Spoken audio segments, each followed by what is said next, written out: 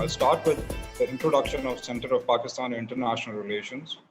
Center of Pakistan in International Relations is a strategic think tank building a positive narrative at national and international levels. COPAIR initiates and advocates policies of national development in order to build a sustainable, inclusive, and resilient Pakistan. COPAIR aims to foster an effective foreign policy of Pakistan and to forge strong diplomatic, political, and economic ties of the country, along with the provision of a platform for the engagement of foreign and local speakers and intelligentsia to discuss various global issues in achieving the Sustainable Development Goals. Center of Pakistan in International Relations, COPAIR, is dedicated to the study of defense and security, regional and global affairs, and seeks to promote an in-depth analysis of national and international affairs, and one which thrives on the intersection of on the policy formulation and policy making. Our center reflects our dedication to promoting the understanding of global affairs in a world engulfed in complexities. The moderator of today's session will be Mr. Khalid Latif Khan, who is an advisor of the Center of Pakistan in International Relations on International Affairs. Over to you, Mr. Khalid. Thank you, Aves. Today, I am very grateful for a distinguished list of speakers who have graciously accepted to participate and address the topic, the evolving Middle East and geopolitical realignments. Making use of Alvin Toffler's book titled The Third Wave, it is pertinent to keep in mind that the first wave of the Middle East geopolitics was triggered a century ago with the defeat of the Ottoman Empire. The second wave of Middle East geopolitics followed World War II, when the European colonial order disintegrated and the Middle East found itself within the Cold War context. A third wave of geopolitics has been making its way into the Middle East political geography since the end of the Cold War, with the current quote-unquote withdrawal of the American order, which for about 20 years was the uncontested and dominant external power. Thus, the contemporary Middle East is the product of these three geopolitical waves, which has witnessed 5 Arab-Israeli wars, 3 Israeli-Lebanese wars, the 3 Gulf Wars, 8 Arab revolutions, 2 low-intensity and 3 high-intensity ongoing civil wars. On the backdrop of this, regional competition of major powers, among which China and Russia are positioning themselves within the enduring turmoil to recover or expand their spheres of influence with indirect impact on energy security of supply. Today, a combination of upheavals, US war fatigue, the shale energy revolution, the recent UAE-Bahrain-Israel agreement, and the return of great power competition have dramatically transformed the geopolitics of the Middle East in an arena of destabilized countries and a possible rising Iranian power and a Turkey as a leading nation willing to stand up to Saudi Arabia for leadership of the Muslim world. To discuss the new geopolitical alignments of a changing Middle East, we have with us today Andreas Craig, lecturer at the School of Security Studies at King's College London, Royal College of Defense Studies, and fellow at the Institute of Middle Eastern Studies. The title of his speech will be Between Authoritarianism and Liberalization, the Identitional Divide of the Middle East Post-Arab Spring. Following, we have Anu Anwar, fellow at the Harvard Center for Asia Center, associate research at Fairbanks Center for Chinese Studies, Harvard University, and a visiting fellow at the University of Tokyo. The title of his speech shall be China's Evolving Role in Middle Eastern Politics. Third, we have Leonid Savin. He is the geopolitical analyst, chief editor of Geopolitica, and founder and editor for the Journal of Eurasian Affairs. The title of his speech will be The Official Russian Agenda and Multipolar Frame. Fourth, we have Michael Kugelman, whose name and face is very familiar in Pakistan. He is Deputy Director of the Asia Program and Senior Associate for South Asia at the Woodrow Wilson Center. He is a leading specialist of Afghanistan, India, and Pakistan and their relations with the United States. The title of his talk shall be Shifting Dynamics in the Middle East, the Role of the US and Implications for Pakistan and South Asia. Last but not least, we have Muin Rabbani, who is a good friend from my university days. He is a co-editor of Jadaliya, researcher and analyst specializing in Palestinian affairs, the Arab-Israeli conflict, and the contemporary Middle East. His title of his speech shall be Geopolitical Overdrive, the United States and Arab-Israeli Relations. To commence with, let's begin with Moin. You have the stage, so you can commence. Thank you very much, Khaled, and thank you very much for the Center for inviting me to participate in this webinar. What I would like to do is to briefly sketch what I believe to be the current US strategy, its context, and its implications. I think it's important to start with the observation that while we often hear that the United States is disengaging from the Middle East and pivoting towards Asia, something that we began to hear increasingly during the Obama years and has become even more pronounced during the Trump administration with all kinds of reports about withdrawal from the Middle East, I don't think is a very accurate reflection of reality. We may, as Mr. Khan said, no longer live in a unipolar world, but that by no means implies that the US is withdrawing from the Middle East. Many people have, for example, pointed to the fracking revolution, the shale revolution in the United States, as giving it energy independence and therefore it no longer needs to be in the Middle East. Well, we only need to look at the energy crisis that happened earlier this year in the context of the COVID pandemic and how it showed that the US was still very much part of an integrated global energy market and that its own energy sector could not persist independently of the main oil producers in the Middle East, to show that it's still very much there, and particularly if US-Chinese geopolitical rivalry intensifies in the coming years, given that China is the main client for Middle Eastern energy and that the Middle East obtains most of its imports from China. That is, I think, another aspect where we will see continued US involvement and intervention in the region. So perhaps just by way of a preface, to point out that the US is neither disengaging nor withdrawing from the Middle East. Now, turning specifically to Arab-Israeli relations, including the question of Palestine, I think what we have been witnessing in recent years, particularly and most emphatically during the Trump administration, is a concerted US effort and campaign to resolve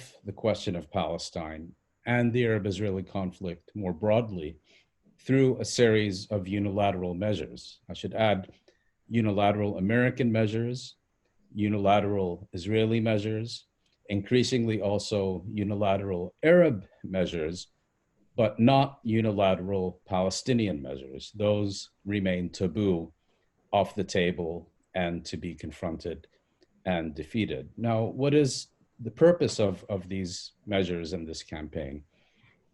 It is to remove the question of Palestine from the international and, insofar as possible, also from the regional agenda, to end the Arab-Israeli conflict, so to resolve both these basically on exclusively US Israeli terms and where they can be accommodated, Arab ones as well, at the expense of Palestinian rights, to end the Arab-Israeli conflict and to replace it with an Arab-Iranian confrontation.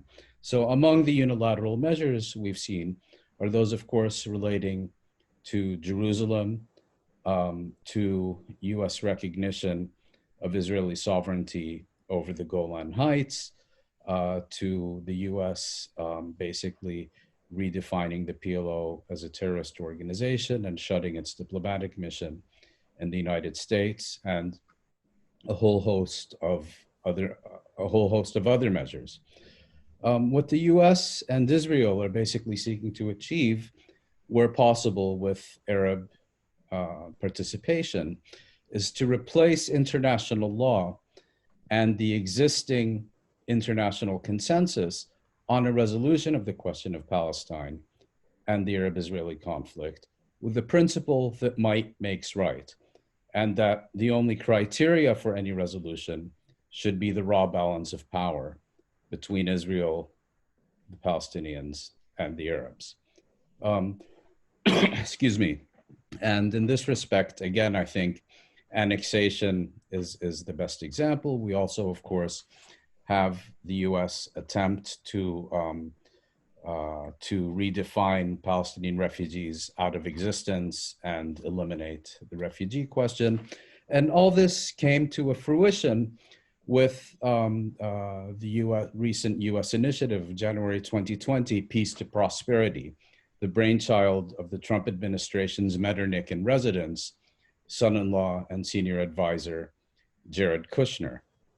Now, it's become fashionable to say that the Trump administration has fundamentally transformed US policy towards the Arab-Israeli conflict and the question of Palestine, and that its policies represent a radical departure from those of previous administrations. In some respects, that may be true, but I think as a general observation, I think it would be more appropriate to say that Trump has placed traditional US policy on steroids, and if anything, is taking them towards their logical conclusion rather than taking them in a radically different direction. So for example, on Jerusalem, you have a whole series of congressional resolutions that actually form the basis for the Trump administration's actions on it, similar with regard to the PLO. And in other respects, there is a whole, let's say, history of practice by successive administrations that laid the basis for many of the policies that are being pursued by the Trump administration. So it's not as radical a departure as many often assume, and I think that's an important thing to bear in mind. Now, if we look more broadly at what's happening in the region, it's interesting, I think, to compare the current US approach with a previous example. And that was the attempt by the United States in the early years of the Reagan administration, under the supervision of the then Secretary of State, Alexander Haig, to establish what he called a strategic consensus, which would basically be an informal alliance between Israel and conservative Arab states to counter Soviet influence in the Middle East. And it basically got nowhere and collapsed almost as soon as it was announced. And I think it's worthwhile to compare and contrast the failed strategic consensus of the early 1980s with what we are seeing now in the region, and to look at the differences between the context to account for the differences in the results. Excuse me. I think there are perhaps three factors that are relevant in explaining the differences. One is that, as you're all aware, there is growing rivalry between, on the one hand, the conservative Arab states and the Islamic Republic of Iran on the other. And one could make the argument that the USSR in the 1980s was primarily an ideological enemy that was distant, that had with the exception perhaps of Syria, Libya, and partially Iraq. Very few significant allies in the region, I should add South Yemen, of course, whereas Iran is part of the neighborhood and is perceived by many of these conservative Arab states as a much more immediate threat than was the Soviet Union in the 1980s. Secondly, I think, rightly or wrongly, the cold reality is that many of these current conservative Arab states are feeling increasingly insecure about the level of US commitment to regime preservation. This was true in the Obama years on account of what was seen as Washington abandoning some of its key allies in the region, particularly Egypt. Whether that is actually what the US did or not is beside the point. It's a perception that matters. And now with Trump, even though he's seen as a much more trustworthy ally by these regimes, there's nevertheless a realization, that he can stand things on their head from one moment to the next. Secondly, I think there's a much more solid basis for an alliance between Israel and some of these conservative Arab states in the context of what is now a decade of upheaval in the Arab region, in the Arab world, and a equal determination by Israel and conservative Arab states to preserve the status quo and prevent the success of any popular uprisings or efforts to change the nature of the region's regimes. And third, and I think also very significant, is that we've witnessed the disintegration of the formal Arab state system, something that I think can be traced back to at least the 1991 Kuwait crisis and has only intensified since then. And more recently, also the disintegration of the Palestinian national movement. I think those two are important factors as well. Now, finally, with an eye on the clock, looking towards the future, what can we expect? I think it's important to point out that the international response to these US, Israeli, and in some respects, US, Israeli, Arab attempts to reformulate the region and to replace international law and the international consensus with the principle that might makes right, the response has been fairly tepid. If we look, for example, at the European Union, at Russia, at China, at Canada, at the level of formal declarations, they have often hit the right note. Not always, but often. But in terms of actions, as we saw, for example, with the Israeli proposal to annex West Bank territory, none of them spelled out clearly what price Israel would have to pay for this flagrant violation of not only international law, but also the international consensus on a resolution of the conflict. The regional response, I think, has been similarly tepid. And if we look at the most recent agreements, there's in fact Israel has been rewarded for putting annexation on the agenda in the sense that the United Arab Emirates used the postponement of annexation as a pretext for engaging in formal diplomatic relations with Israel. By way of conclusion, I would say that I think it's important to view these issues as the litmus test for the integrity and, in some respects, particularly if Trump wins re-election, the very survival of the international system, its norms and values that were established in the aftermath of the Second World War. In other words, I believe that Washington is using the question of Palestine rather than, let's say, Venezuela or NATO or Iran as the battering ram with which to dismantle the system and to destroy these norms and values, precisely because that is an issue on which there is significantly more and extensive bipartisan support within the United States than there would be on many of these other issues. Now, finally, I think the obvious question that remains is, will this work? I think it's difficult to say. I think at the end of the day, it's unlikely to work. We're now looking at a region in chaos at a particular point of weakness that has yet to find its new equilibrium. It's not a situation that will sustain indefinitely. And at the end, there are simply key players that do not have the option of capitulation. So that's one.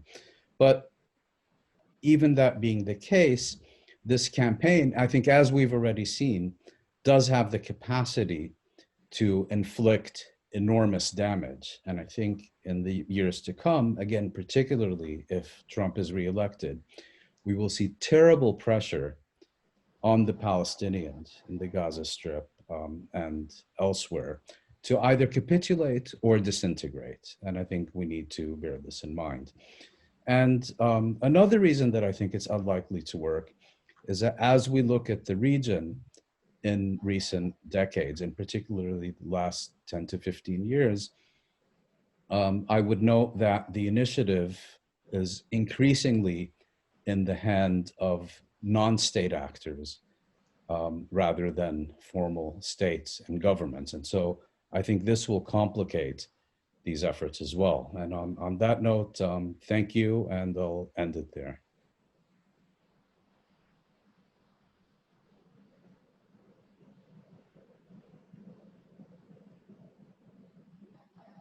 Thank you, Moin.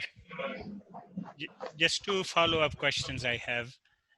One is that you referred to the strategic consensus of Alexander Haig. Do you see this strategic consensus going into the direction of an architecture, military architecture of this alliance of the conservative states and Israel?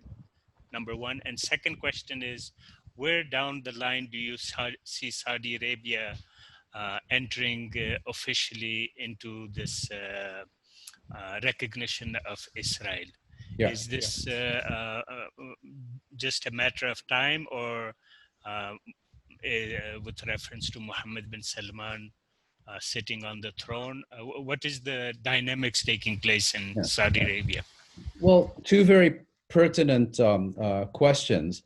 On the first, I would argue that maybe alliance is too large a term, but certainly that relationship is already there in terms of the security relationship and increasingly a military one as well. Now, you mentioned Iran, and I think it is fair to say that joint fears or shared fears with regard to what is perceived as Iranian threat initially formed the basis for the development of this coalition, alliance, whatever you want to call it.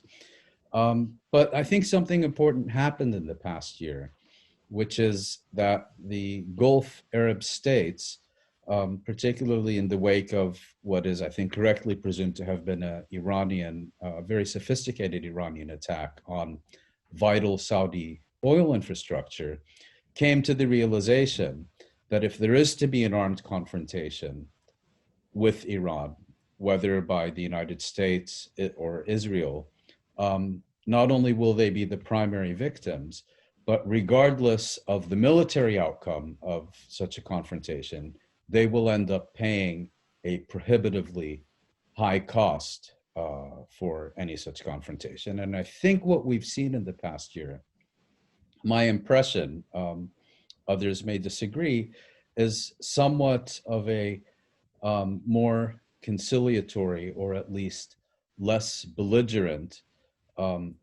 attitude of the Gulf states, particularly the UAE, and to a lesser extent Saudi, towards Iran, in the hope of preventing such open armed conflict.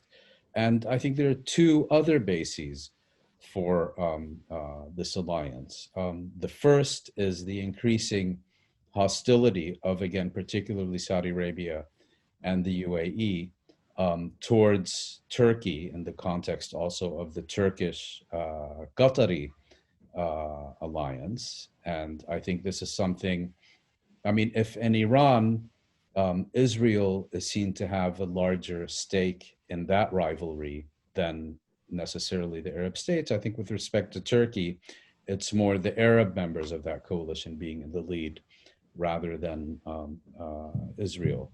And secondly, I think once again, preservation of the status quo and preventing meaningful transformation in the region in this context of upheaval. And here we've seen, for example, you know, the war in Yemen, Libya, Syria, and so on. And so I do think there is a basis for the maintenance of this coalition or alliance. With respect to your second question, I think it's a very difficult one because it's very easy to make the case why Saudi Arabia will follow suit. And I think it's not that difficult also to make the case of why Saudi Arabia can't and won't. The main lesson I've drawn from these recent agreements between the UAE and Bahrain on the one hand, and Israel on the other, is that it effectively, and particularly in the case of Bahrain, given how much under Saudi influence it is, that it effectively represents a Saudi renunciation of the Arab Peace Initiative. That Saudi Arabia has effectively given an amber light, if you will, to normalization in the context of continued Israeli occupation of Arab territory, and thus has effectively pulled the rug out from under the organizing principle of the Arab Peace Initiative. That's number one. Number two, I think there is an important difference between Saudi Arabia and a number of these other Gulf states, which is that Saudi has a much larger population, or at least a much larger indigenous population, if you will. And I think it is much more difficult for Saudi Arabia to act in contempt of public opinion than it is for some of these smaller monarchies. And another factor, I think, is that Saudi Arabia also has two other factors it needs to take into account, which don't really play much in the cases of the UAE and Bahrain. The first is that Saudi Arabia sees itself as a leader of the Muslim world. And the second, that it is very cognizant of its religious, ideological, whatever you want to call it, rivalry with Iran.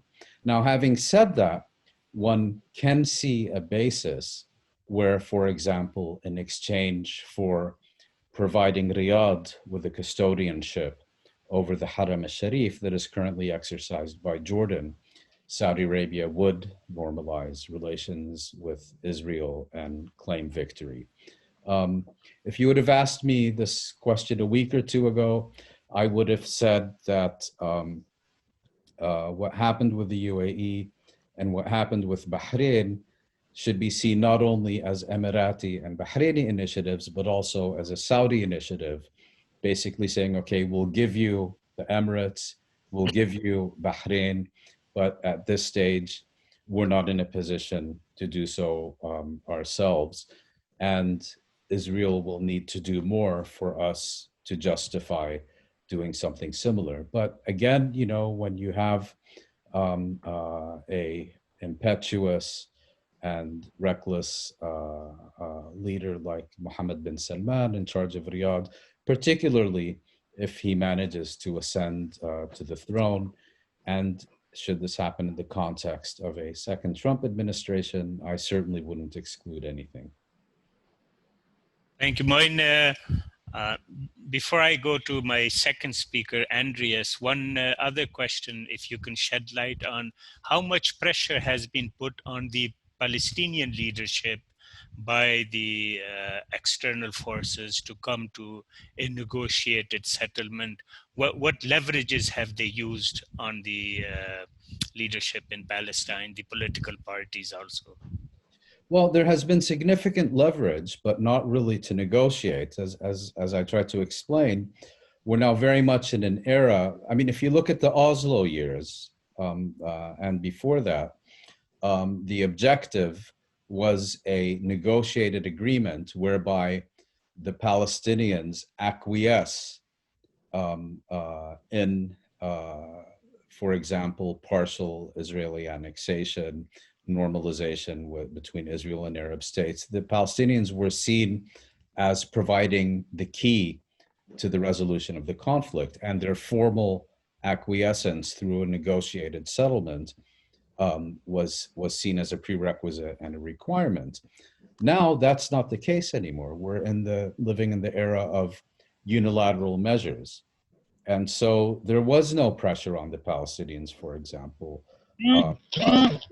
to accept any of these measures that have been taken by the US or Israel, or more recently, Arab states. The purpose seems to be to marginalize them, to make them a non-factor, and to resolve these issues without even consulting them. I think in the Emirates, there is one factor that hasn't often been mentioned, which is that within the Palestinian arena, people always speak of the rift and schism and rivalry between Fatah and Hamas, but don't forget that there is also a third factor, and that is Mohammed Dahlan, the former Fatah strongman in Gaza and close associate of Mahmoud Abbas, who's now actually a national security advisor in Abu Dhabi, and views himself as a potential Palestinian successor to Mahmoud Abbas. And I think that angle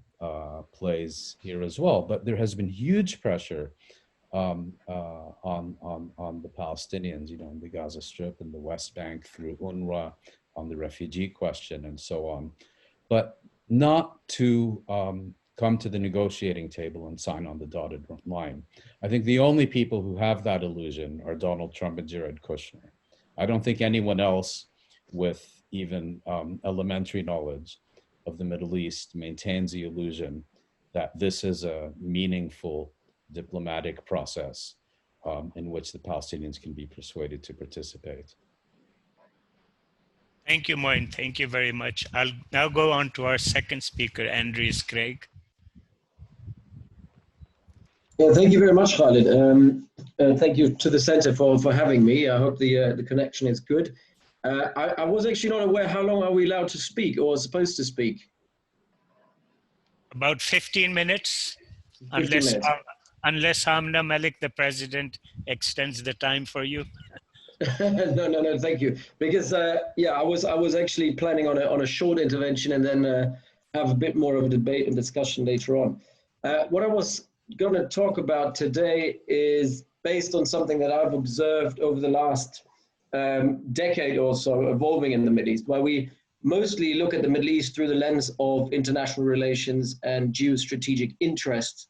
I'm trying to look at it more through the lens of ideational synergies, values, and narratives, because I think that's where the most important divides are at the moment, as the way I see it. And it kind of ties into what Moin said before in many respects. So, there are different layers and divides within the Middle East, and not all of them are based on geostrategic interests and objectives. The most important divide that I see, which drives alignments at the moment, and also drives alignment when it comes to Palestine and Israel's alignments with Bahrain and UAE, is the divide of how to shape the Middle East in a post-revolutionary order, post-Arab Spring. And I think there's a major division here that has occurred very much since 2010, 2011, which is also a divide that for the first time obviously really split the Gulf Cooperation Council into two. I think it's the root cause of the Gulf crisis, as we can see today. But it is a divide that is far more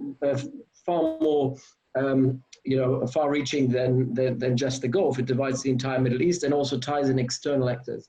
So I'm not saying this is mutually exclusive. I'm just saying this is a layer that we rarely look at, and I think it's a layer that is equally important to consider when we look at alignments. Rightly said, it comes all in a context of apolarity. Some people call it multipolarity. I think it's apolarity when you look at the Middle East, because we've got state and non-state actors competing at the same time, whereby the old regimes and the old states, the old powerhouses of the Middle East no longer have the leverage, the depth, or the resilience to actually determine the outcome of conflicts and crises in the Middle East. So the center of gravity very much in the Middle East has shifted away from North Africa and the Levant into the Gulf. And that's why the Gulf crisis, I think, is just so important in terms of understanding the ripple effects that this Gulf crisis has for Middle Eastern affairs more widely, but even, you know, touches on Pakistan, touches upon Europe and the United States as well. And there are two camps when we look at that division. The first camp are those that actually support the revolutionary narrative in a way. The narrative that came out in 2010, 2011, obviously on the forefront at the time was Qatar, who entered into the wider void that the Americans have left, because frankly speaking, the Obama administration with its withdrawal had left a void. Even during the Arab Spring, Americans and the West weren't really there to determine what was going to happen to the Middle East, which, you know, in many ways is a good thing, because it kind of allowed the Middle Easterners to kind of shape their own affairs for a change to a certain extent. But it also kind of, as these old regimes were disintegrating, it kind of gave those more resilient regimes in the Gulf, they're resilient in terms of social politics, resilient in terms of socioeconomics, an opportunity to kind of fill that void. And the first actor that filled that void at the time was Qatar. And Qatar, obviously, without a strategy really, was just saying, we're going to support popular uprisings, we're going to support the will of the people, although nobody at the time really knew what the will of the people was. And it's obviously until today very difficult to determine what that really is. Obviously, people were calling for democracy, but democracy, this is a narrative that means different things to different people, you know. But there are some, in essence, there are some core values of that I think the revolutionary side of that divide was trying to advance. One is a Middle East of pluralism. We're not necessarily liberally democratic in a Western sense of the word, but pluralistic, whereby there is a degree of public sovereignty, of taking over social politics and determining social politics in a more democratic process, more pluralistic and inclusive process, whereby sectarian politics are not being abused, but everybody has an equal say. Obviously, entirely idealistic. That's what I'm saying. We're talking about values here. So that was definitely the Qatari approach. That Turkey was also part of that divide. And it was something that the Qataris were willing to experiment with, because they have the luxury of being a very rich, very small country with a very small indigenous population. And they were always ready to experiment, as they did with Al Jazeera in the 90s already. They never had to fear a backlash in the same way that other countries had to fear that backlash. And it's exactly that is driving the divide on the other side. Those who oppose pluralism, those who oppose civil society and the empowerment of civil society, and thereby also, as Qatar was also empowering political Islam as an instrumental part of civil society in the Arab world. The other side of that divide saw that as an absolute integral, essential threat to the regime resilience. And I think the key advocate here for the other side of that divide, the narrative of authoritarian stability in many ways, was the UAE, or was Abu Dhabi.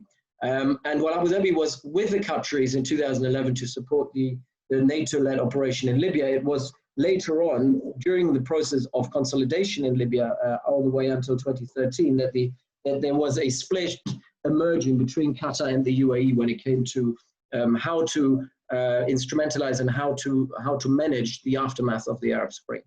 And so the Emirati approach is a different one. The UAE is a slightly less resilient regime than the one in Qatar. The UAE have certain regional divisions between the northern and the southern Emirates. They had an indigenous civil societal movement along the lines of the Muslim Brotherhood, Al-Islah, it's called, throughout the 1990s. That was relatively powerful, particularly in the Northern Emirates, and it kind of attracted people who had grievances. So the UAE started looking at the Arab Spring not as an opportunity like the Qataris or the Turks would, but they looked at it through the lens of threat and fear. And that threat and fear was not just about political Islam per se, but it was more widely about civil society. It was about the fear that civil society could be mobilized or could mobilize people against regimes.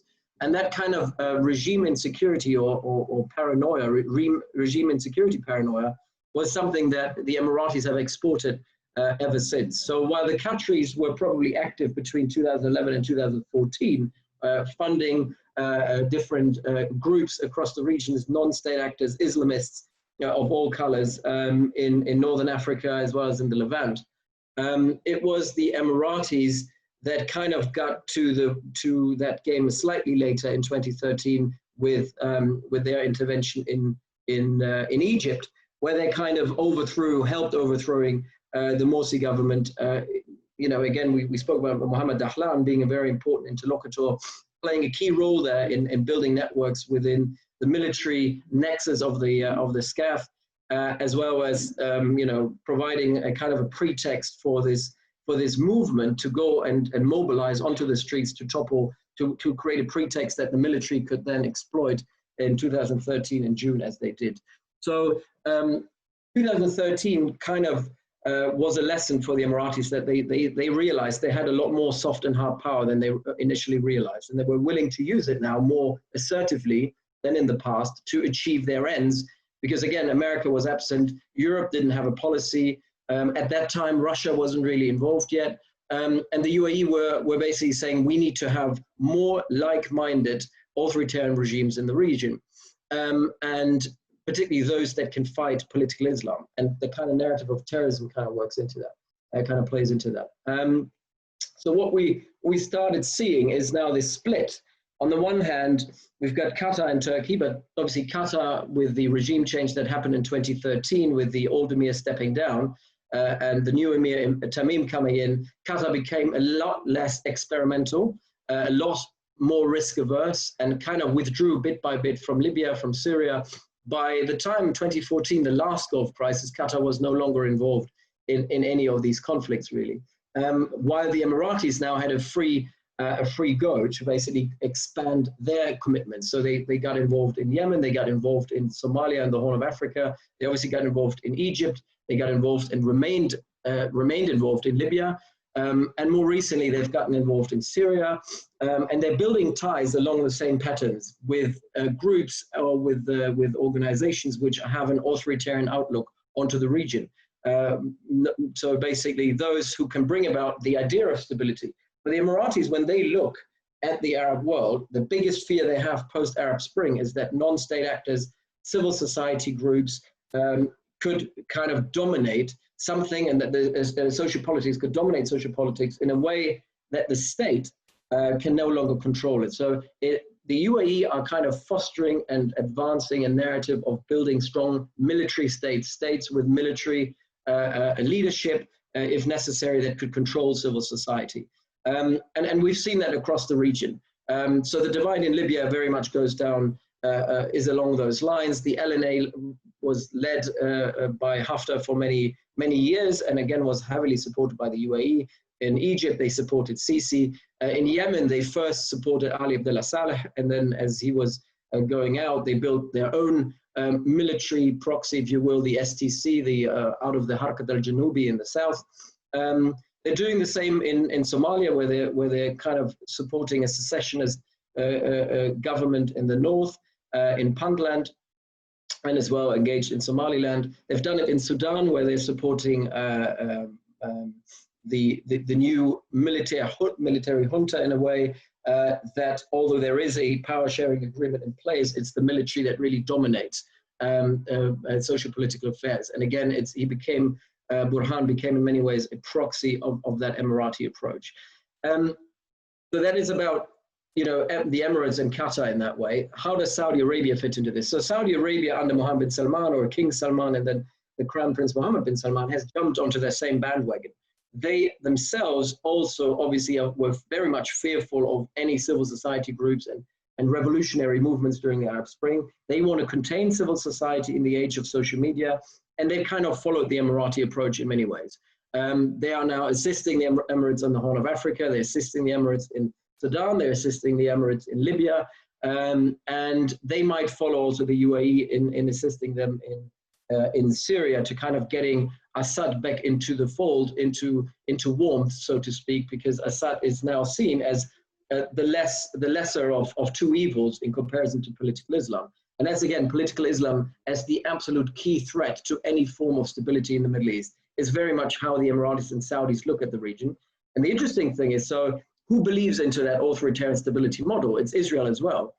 So the Israelis have for years and years advanced narrative that political Islam is the kind of the stepping stone or the root cause of terrorism, that political Islam leads to instability. But it also has something to do with the fact that if the Palestinian cause is supposed to lose traction within the Middle East, you have to kind of silence civil society in the wider Arab world, because the wider Arab world, civil society, the so-called Arab street, as some people look at it, has always been always had a weakness for the Palestinian cause, and I very strongly believe that they still do today, although not to the same extent that they had in the 50s and 60s. But silencing civil society is in the interest of Israel.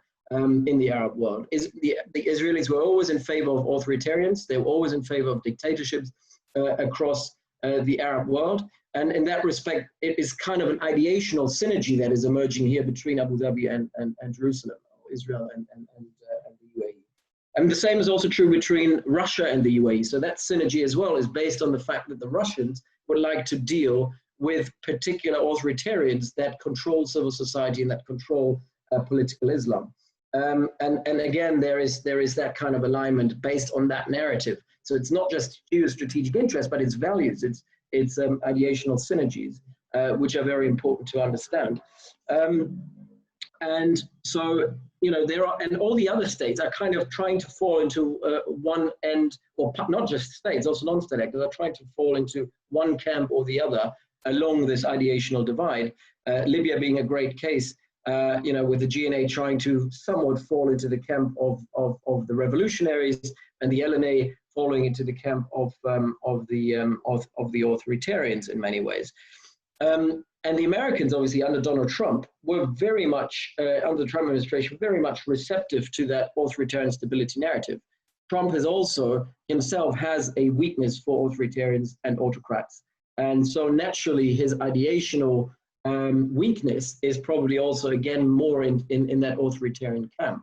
So, and academia more widely, and I think we see that divide in academia as well, that divide means that most of academia is more on the liberal end of the spectrum. They tend to take more of a pluralistic approach to social politics and against the Saudi Emirati narrative. But that pressure is there by think tanks, by journalists, by universities, to kind of please one side or the other, and so that divide over narrative divides civil society across the Arab world. It also divides academia, it divides journalism, media, and the way that people report and talk about the Middle East. So it is something that I think we shouldn't and we must not disregard, because there are alliances being forged along those lines, and in many ways the Qatari-Turkish alliance is currently in a phase of retreat, while the Europeans, although naturally more on the Turkish Qatari side in terms of the narrative and the synergies in terms of values, they haven't really decided which camp they're in. So the French are at the moment more in the Emirati camp, because they themselves have dealt with North Africa in a way that they would prefer strongmanship, strong autocrats over a multipolar pluralistic societies, while the Germans and the Brits for the most part are more on the Qatari-Turkish end, in kind of fostering or trying to help building a Middle East that is more pluralistic and based on inclusiveness rather than exclusiveness. So I leave it at that, but I think this is a very important layer that kind of determines how states and how non-state actors as well align. Thank you, Andreas. Thank you very much. Couple of questions for you. You've also written the book, The Anatomy of the Gulf Crisis of a Conflict. Can you just briefly elaborate on what is the real genesis of the Gulf crisis? Is it a struggle for power, or is it the clash of two narratives taking place? Can you shed light on that? Also, the second question I have is that the UAE-Israeli deal, do you foresee a deterioration in relations, bilateral relations between Abu Dhabi and Tehran. I on purpose have used the word Abu Dhabi as opposed to the United Arab Emirates. And third, you were talking about the civil society in this region. Even the first Arab Spring witnessed start of the movement, but then eventually it fizzled out. And do you think these such movements will need outside support to bring about a successful change? And also, one other part I want to in particular ask from you is because I know you have a speciality on Qatar. Can you discuss what would be Qatar's strategy for pushing Pakistan towards this Turkey Axis alliance, which you have referred to? Great, thank you. Right, starting with the Gulf crisis, as I said already, I'm outlining in that book very much how this Gulf crisis came about by exactly these ideational clashes between Abu Dhabi and Doha. So that is the source of that Gulf crisis is really Abu Dhabi and Doha, and obviously certain individuals and what individuals stand for. But for the most part, it's about values, and that's why this crisis will not be resolved anytime soon. And even if at the moment there are negotiations between Saudi Arabia and Qatar to kind of resolve the crisis, I don't think that the crisis will be resolved anytime soon in terms of a meaningful resolution. So a lot what's happening behind the scenes at the moment is to please Donald Trump from the Saudi side, attempting to make concessions. But I'm a bit pessimistic that anything will really come out, because at the heart of that crisis is an ideational, value-based conflict about the future of the Middle East.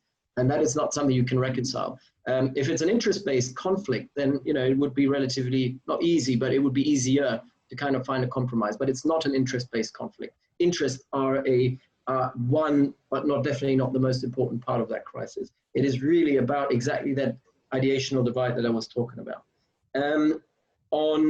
In terms of support for civil society, naturally, I think support for civil society should not come from outside a country. I think civil society they need to breathe and they need to kind of develop organically. The problem with that is if state and regimes are being supported externally, they obviously have a lot more means and a lot more depth to kind of constrain civil society and even silence and mute civil society. So that's the case in the Middle East. The UAE have been very, very strong, and now with Saudi support as well, to kind of give support to regimes to fight civil society. And there are new technological means to do so, controlling social media, and obviously a lot of coercive means by state apparatuses to basically make people disappear, put them in prison, as we've seen in Egypt, but also in Eastern Libya, as we've seen in Syria.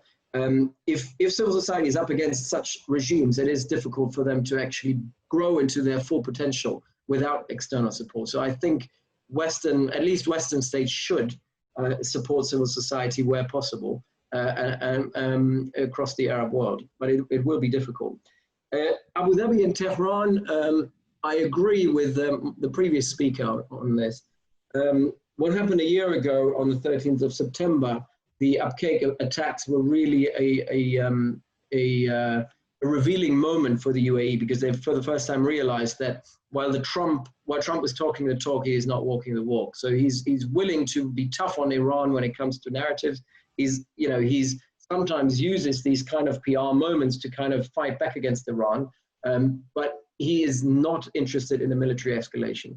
And the idea was in the Gulf, and this is something that concerns Saudi Arabia and the UAE until this day, is that if there was a military escalation, not only would they be on the forefront of that military escalation, but second of all, they would have to bear the burden of that conflict.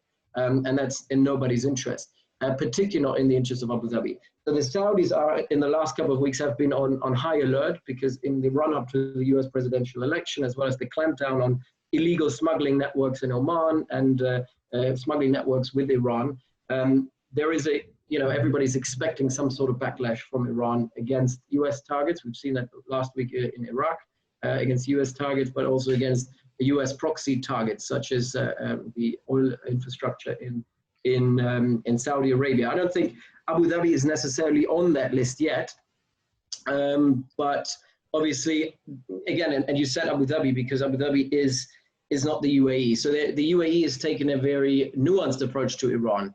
So the Northern Emirates, until recently, I mean, the last statement by the US Treasury actually sanctioned a couple of companies that were based in the UAE for still continuing smuggling and illicit trade with Iran, despite the fact that sanctions are in place.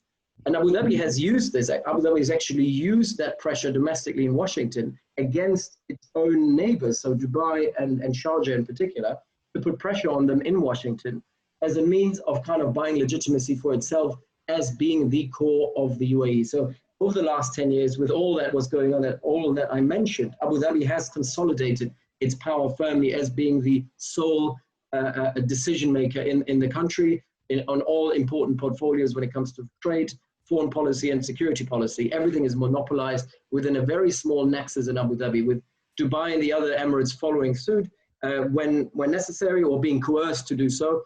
A couple of months ago, we had the Emir of Ras Al Khaimah, for example, being arrested in the UAE and then transported to Abu Dhabi and put pressure on him to basically change his policies. So what we see is a coercive state in Abu Dhabi that is not only directed against their own people, but also against the other ruling families. And so we have to see the Iran relationship also in that regard. Abu Dhabi doesn't want an escalation, but they're using it domestically to kind of exploit more concessions from the other Emirates. And in the light of COVID-19 and the financial crisis that we see in the UAE, I do think that Abu Dhabi's hand is strengthened, while Dubai is obviously even further weakened.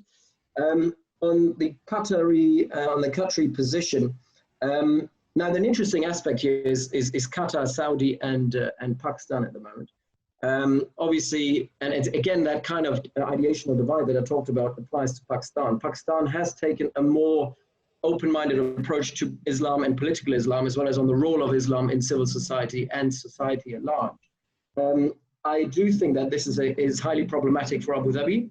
It's highly problematic for the Saudis as well, who've tried to put pressure on Pakistan and using its soft power leverage that they still have through religion in Pakistan.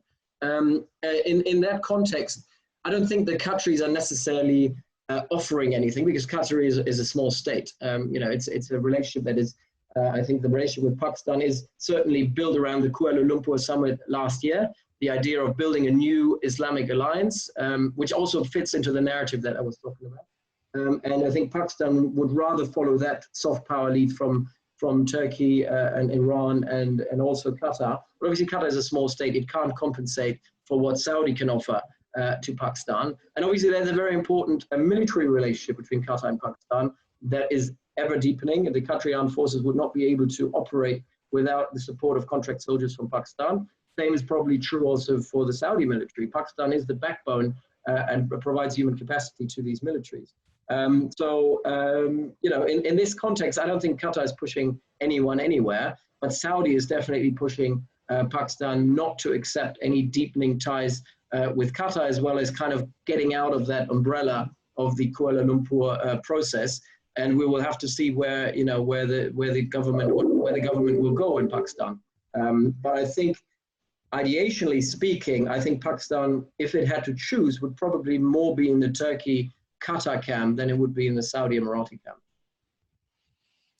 Thank you, Andreas. Thank you very much. It was very descriptive and full of information. Thank you. Our next speaker will be Abu Anwar.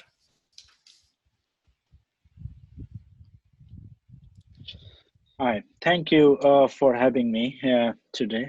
And I noticed that my previous two speakers highlighted the ground reality in Middle Eastern Geopolitical Calculation Forum and how those Middle Eastern countries in positioning themselves in this growing global great power competition.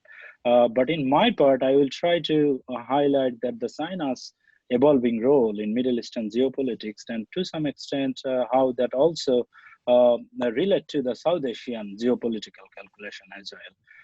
So even though Middle East has always been one of the critical sub-region in global geopolitical calculation, primarily because of the strategic position of Middle East, vast reserve of natural resource and rich history, but clearly it come into the center of global geopolitical calculation after 9/11. But China has always not been one of the major player in Middle Eastern politics. Uh, but in fact, if we had this webinar, let's say after 9/11 in 2001, we might not talk about China as a major player in that region. Putting this statement into perspective, if we look at some of the information there, in 2001, China's GDP in purchasing power parity basis was half of the GDP of the US. But today, China overpassed the US GDP in purchasing power parity basis. Even in the nominal term, now China is the second largest economy. And if we take the China's crude oil import in 2001, it was on fifth of the US import, but today China is the largest crude oil importer, but 50% of this crude oil coming from Middle Eastern countries.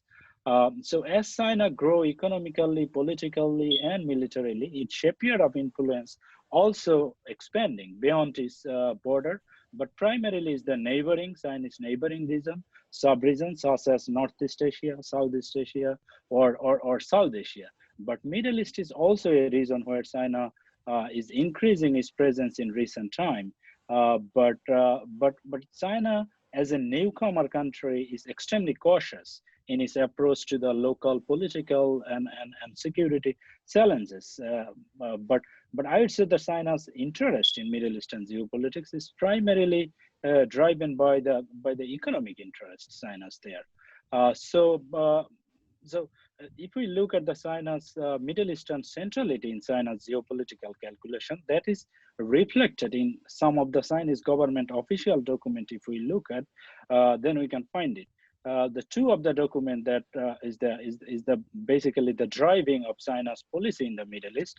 One is Arab policy paper, which is published 2016, and another policy paper is the Vision and Action on Belt and Road Initiative, which is published 2015.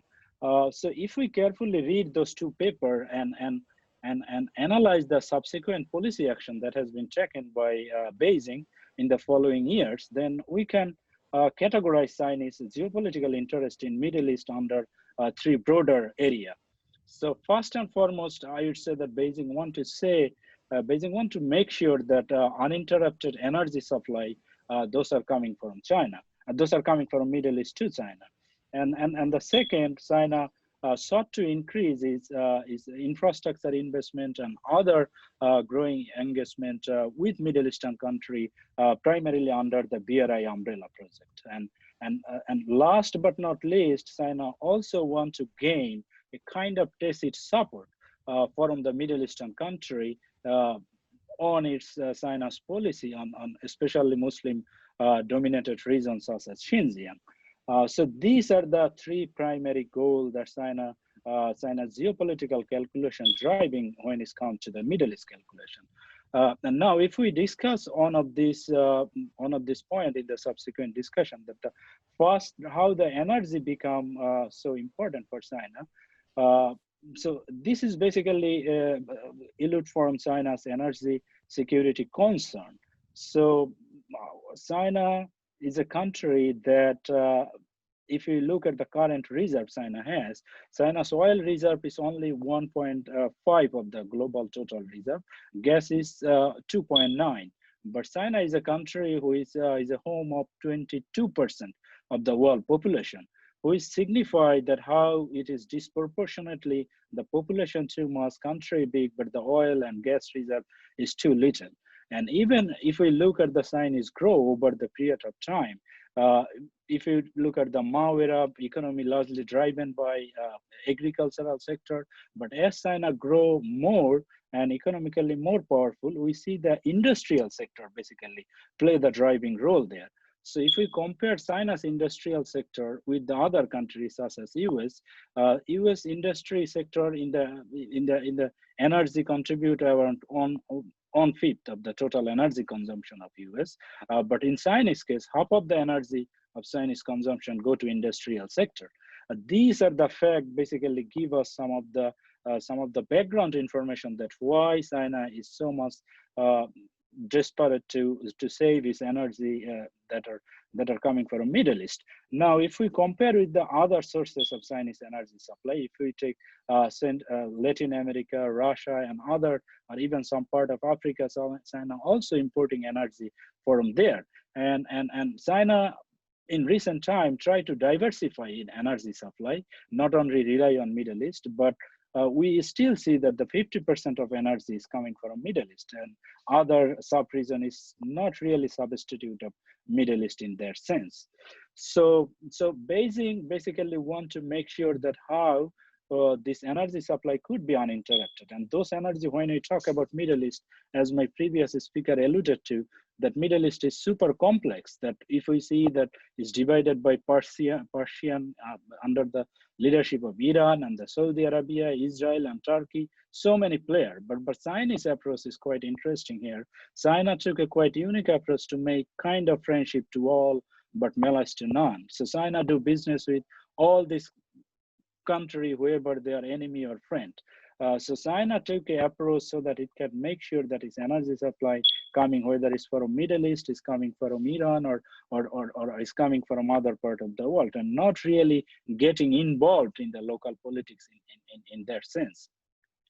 But one of the aspect, it would be, I would say, challenging for China in the future, that as we have seen that the great power competition has been emerged in other part of the world, and Trump administration basically reoriented its military presence and the global engagement for Middle East to the Asia Pacific or Indo-Pacific region.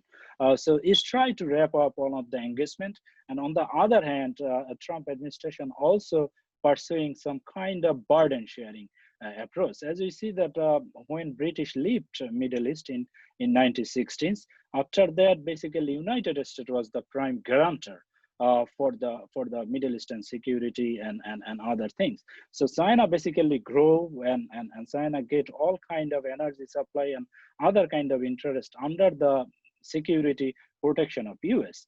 But if United States leave and Trump administration now proposing the burden sharing thing. So as a major player, China will not be really keep itself away for a long time and not really involved in the Middle Eastern geopolitics or local politics and those things.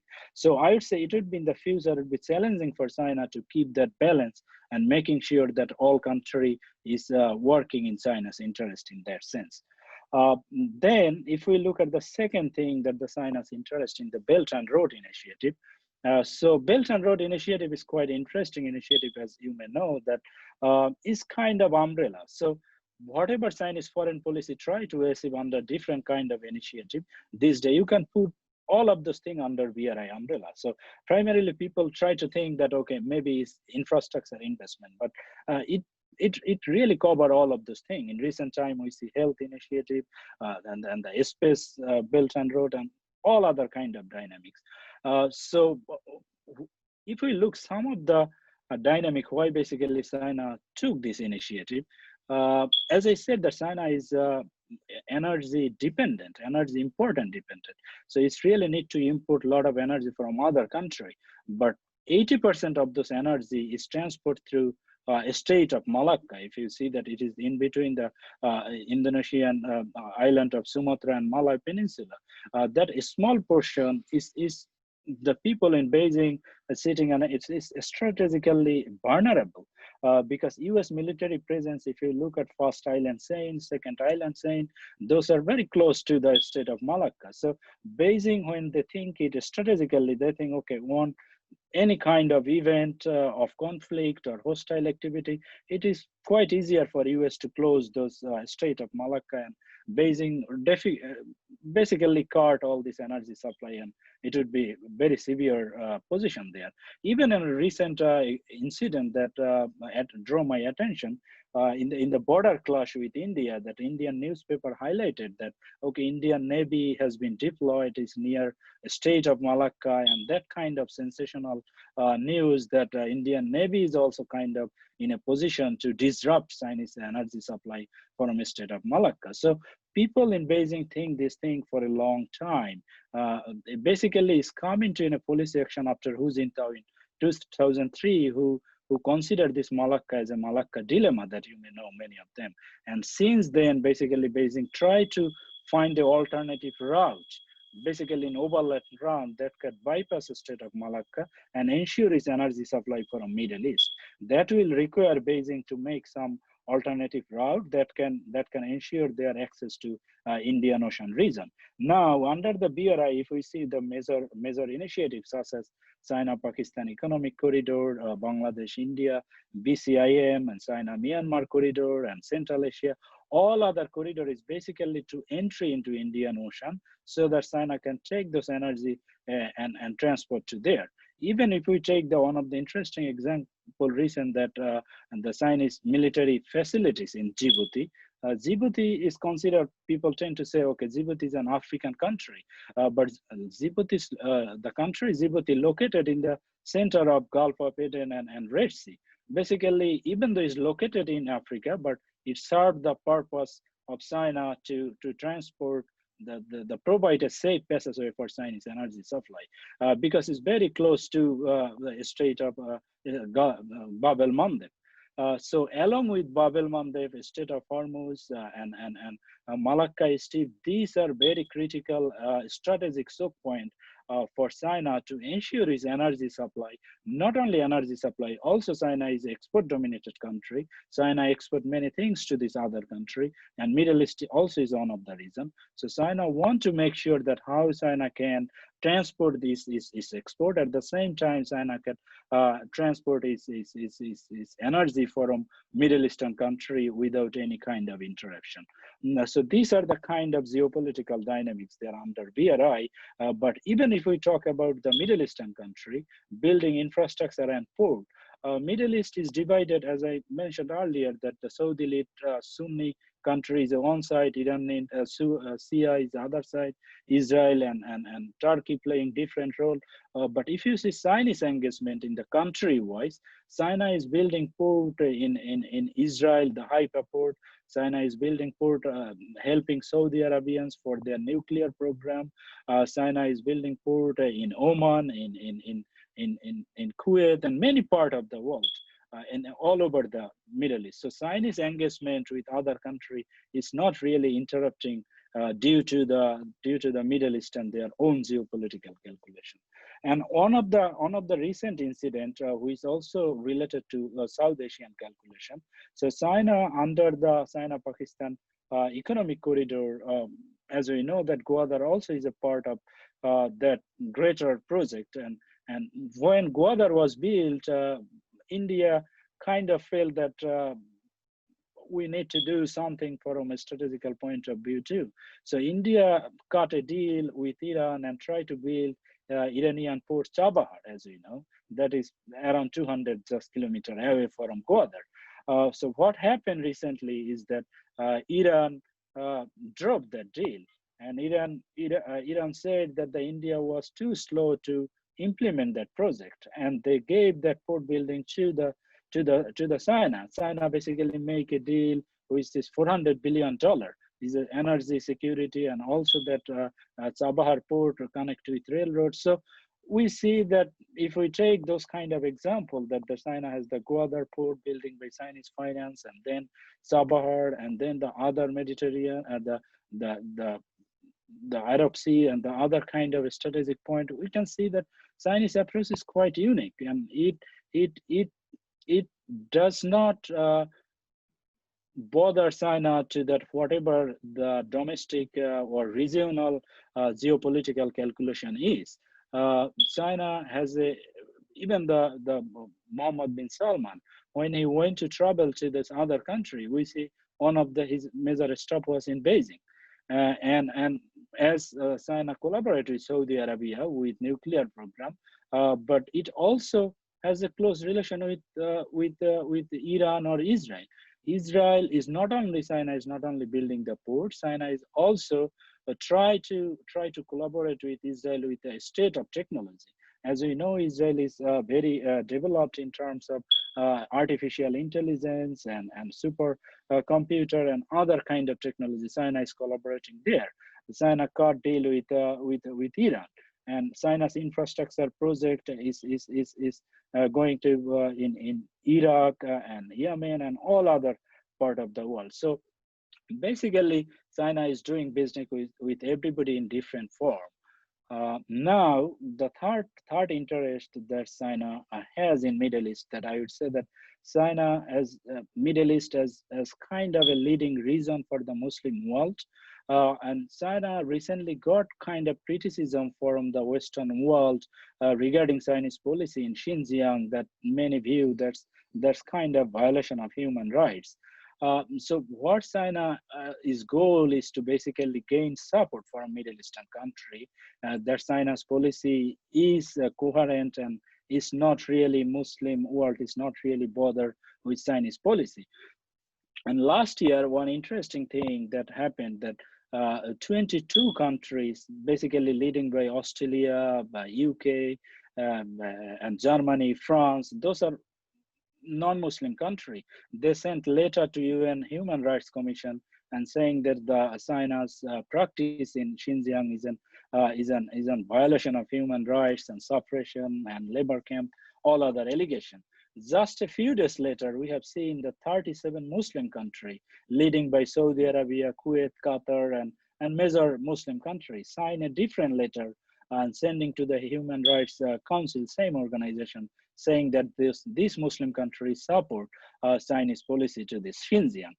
So that basically seen from Beijing as a kind of a strategic or symbolic victory, that whether Western country is trying to criticize Xinjiang policy, but China gain kind of support from those countries. Those are kind of a guarantor for the Muslim interest. And this is quite interesting because we have seen those Muslim countries raised their voice whenever it's come to Muslim people suppression in other part of the world. We have seen Muslim country raise their voice at the Muslim suppression in Myanmar, Bosnia, Herzegovina, or Kosovo, Serbia. But it's interesting that the Muslim country basically put their economic interest or other geopolitical interest before the question of human rights or the protection of the Muslim community in the other part of the world. So that is the one of the interest in there.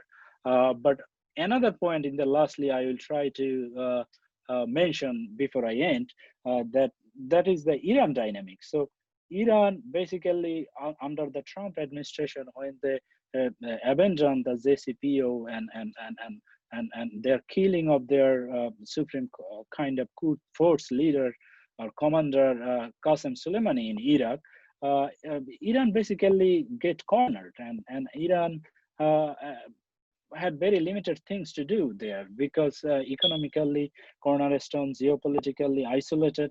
So Iran basically looked for the better options that how it can make balance against other prominent threats such as Saudi Arabia and other things.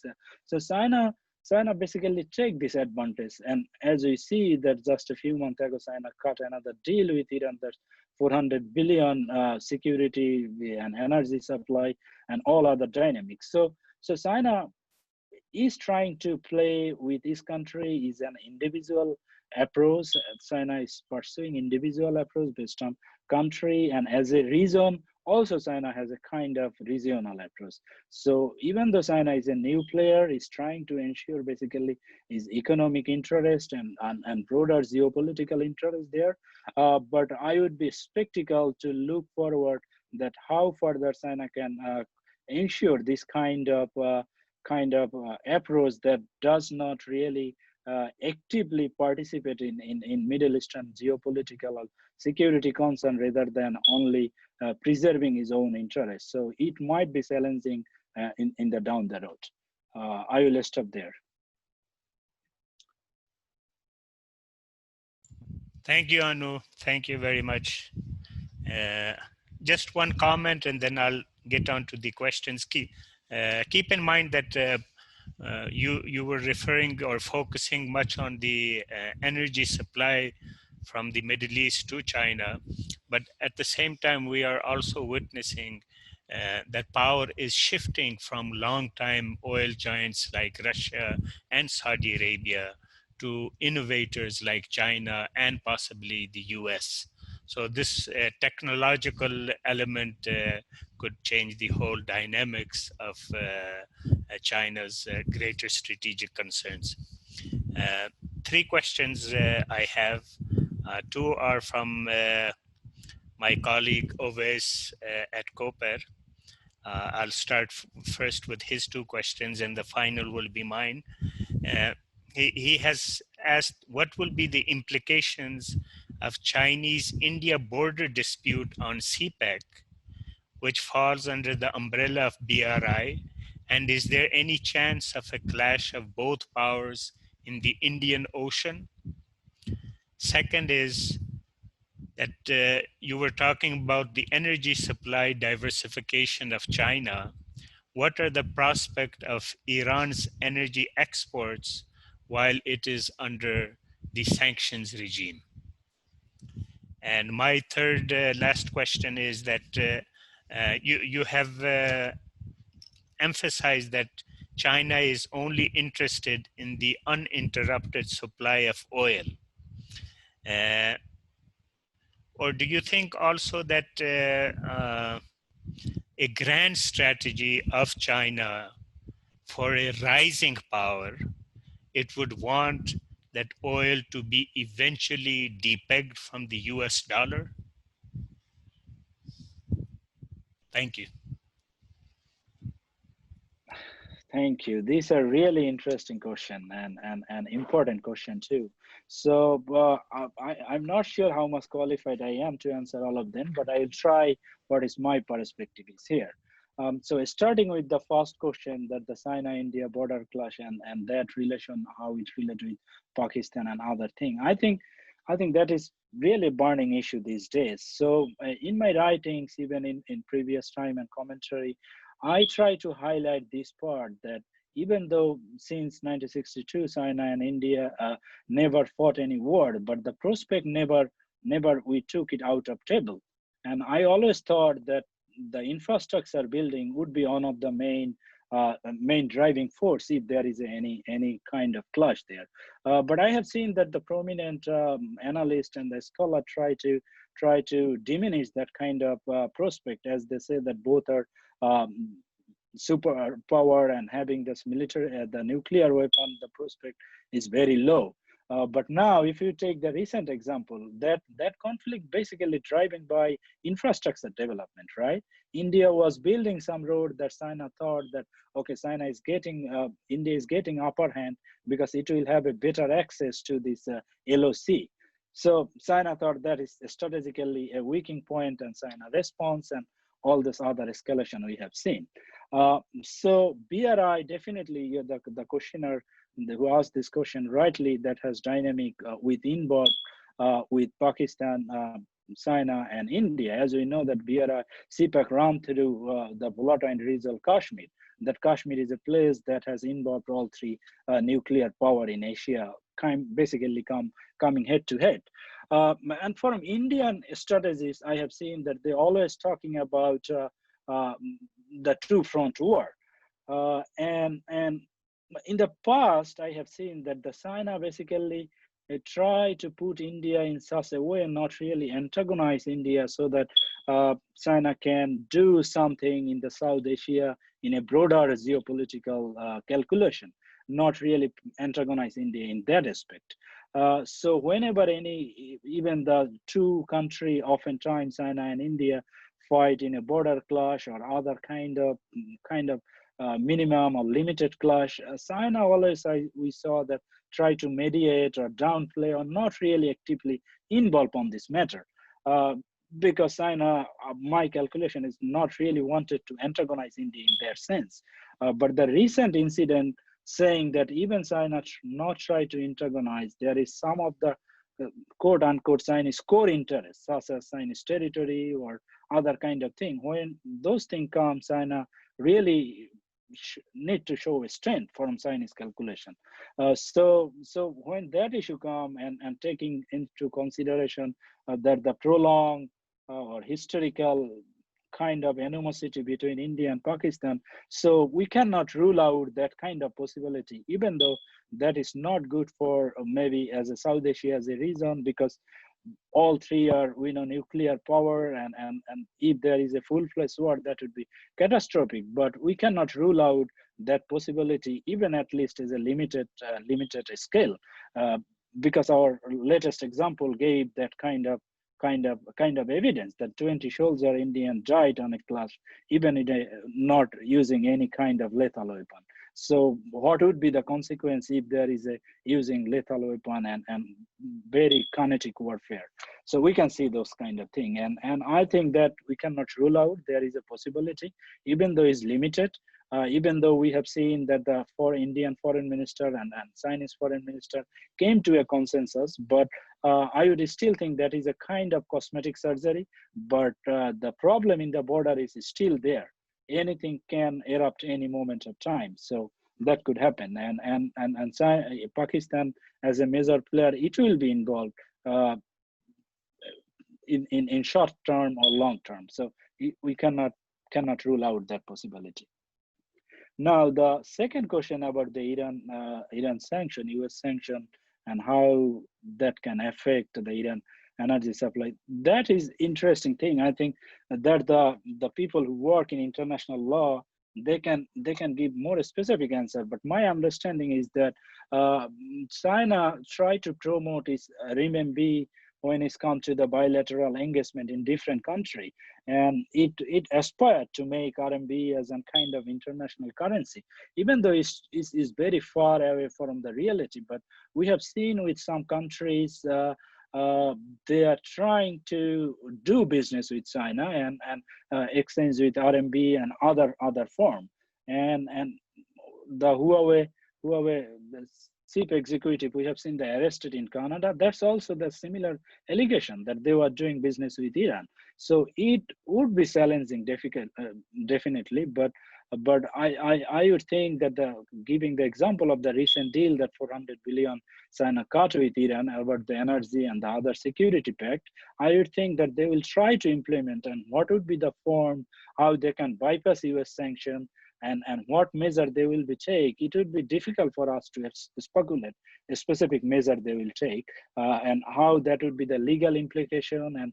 And we have seen, even though the recently US sanction is quite widened with many Chinese leading company. Those are doing infrastructure building in many parts of the world. 20 of them under sanction recently regarding South China issue, building issue. So if China try to do something that really visible and evidence-based, I would think definitely US will put sanction on them too, and it would be difficult.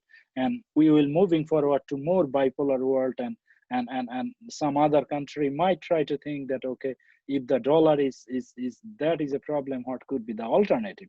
But so far we don't see that kind of any viable alternative that can really replace the dollar dominance, at least in the near term. So your last question, the grant strategy. Sorry, would you mind to repeat your question? I exactly forget the. In a way, you've answered it, but I did mean it a grand strategy within the long term. And basically, you were saying that China is mostly focused with the uninterrupted supply of energy. A prerequisite to be a global power would be that your currency becomes the global reserve currency. And so within that context, would not China would want the dollar to be depegged, which it is currently pegged to the oil? This is what I was asking. Yeah, so that would be, as I said, from a very long-term perspective. Yes, exactly. So I think China is not thinking about alternative currency beyond dollar. Is nothing new. China has been thinking this thing quite a long time. As you see, that Chinese infrastructure bank, AIIB, and other kind of institutions China trying to build, and China's broader engagement with international organization and doing business with other country in a different form. So is China aspired to provide kind of, and even China's engagement with cryptocurrency and other kind of finance thing that we have seen in recent time compared to the other global powers. So definitely China aspired to offer kind of alternative to the dollar, but now question would be how viable it is, how viable it would be. So as you see, that global transaction is predominantly dollar, and then the very small, I don't have the percentage, maybe little of euro, and then the British pound. So for RMB, maybe only 1 or 2%. So if China definitely would like to do that kind of things, that would be in China's interest, giving especially the current grand power rivalry that you alluded to, that we expect regardless of the Trump administration or whoever administration come, the world will back to the great power competition. And definitely this country, the third world country, don't want to take side either China or US, but it would be very unlikely for them to remain neutral. At some point, as we have seen during Cold War, at some point they might need to take a side. Maybe that will not be in the same form during Cold War, but it will be. The world eventually will be divided under these two power, unless China or other side change their course, which is unlikely. So then it would be definitely finance would be one of the driving force, and in that term, that would be China would like to see the different kind of international currency. And the other point you mentioned, that China has kind of trying to do, as we see solar power and other kind of energy sufficiency, China compared to the solar energy, China is leading there compared to any other country. But I would still think that is not really a substantial contribution to the energy that China, the level of China's need. So not even in a near future, we will not see that, okay, China will be country like US right now, kind of self-sufficient in energy supply, even exporting, if we compare US 220 years and currently. So that kind of situation I don't see in near future, but those are, I would say that the people who are sitting in Beijing in their checklist, in the top priority, become energy sufficient, providing alternative finance, and giving this Chinese challenges, not only external pressure, but also domestically, as we know, aging population, now the COVID-19 and other kind of problem. If China is failed to ensure that kind of domestic and international stability, it would be quite difficult for China to move forward with that kind of ambition. Thank you. Yeah. Thank you, Anu. Leonard, thank you for being very patient.